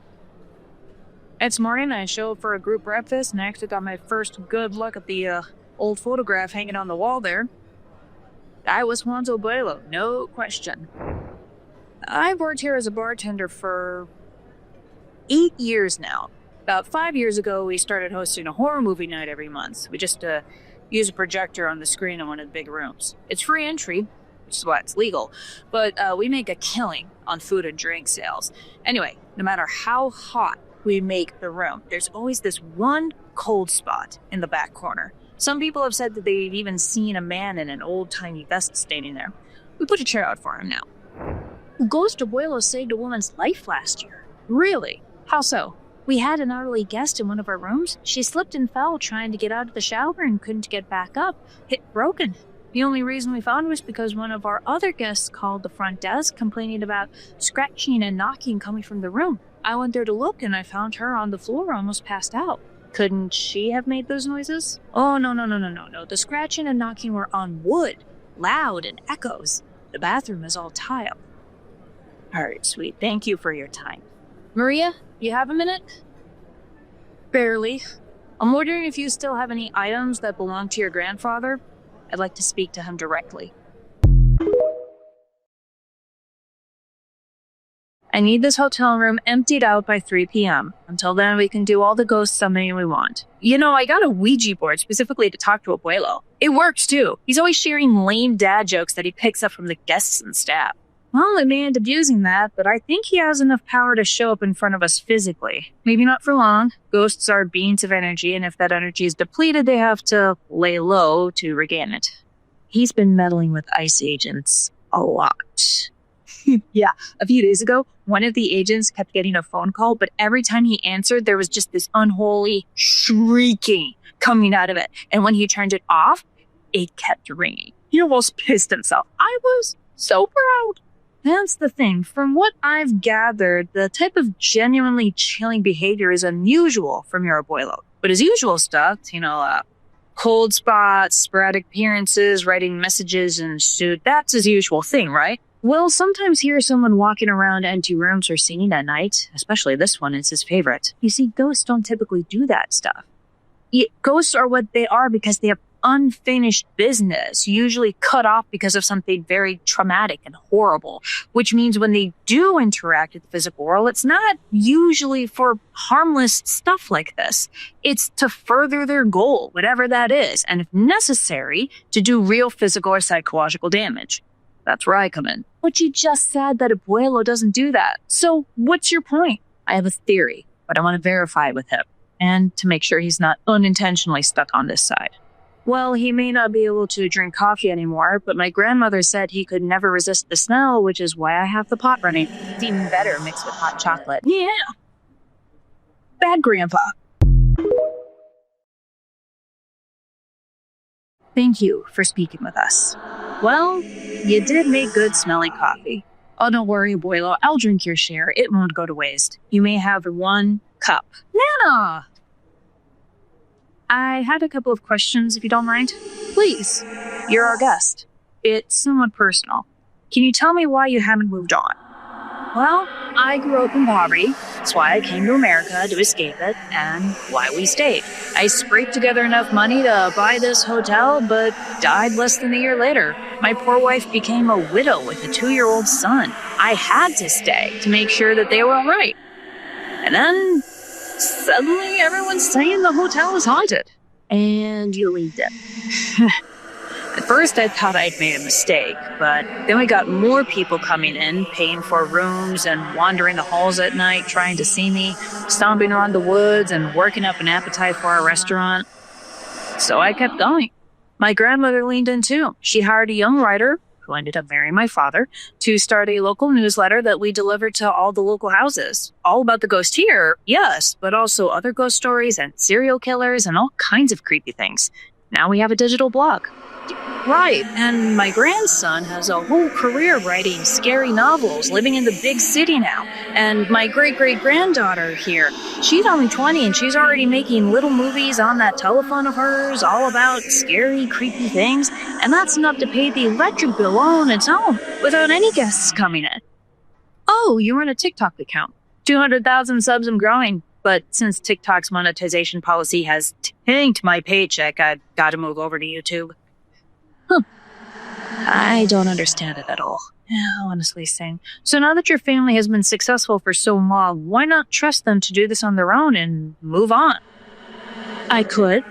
I think I've left them enough of a reputation that we would still get visitors.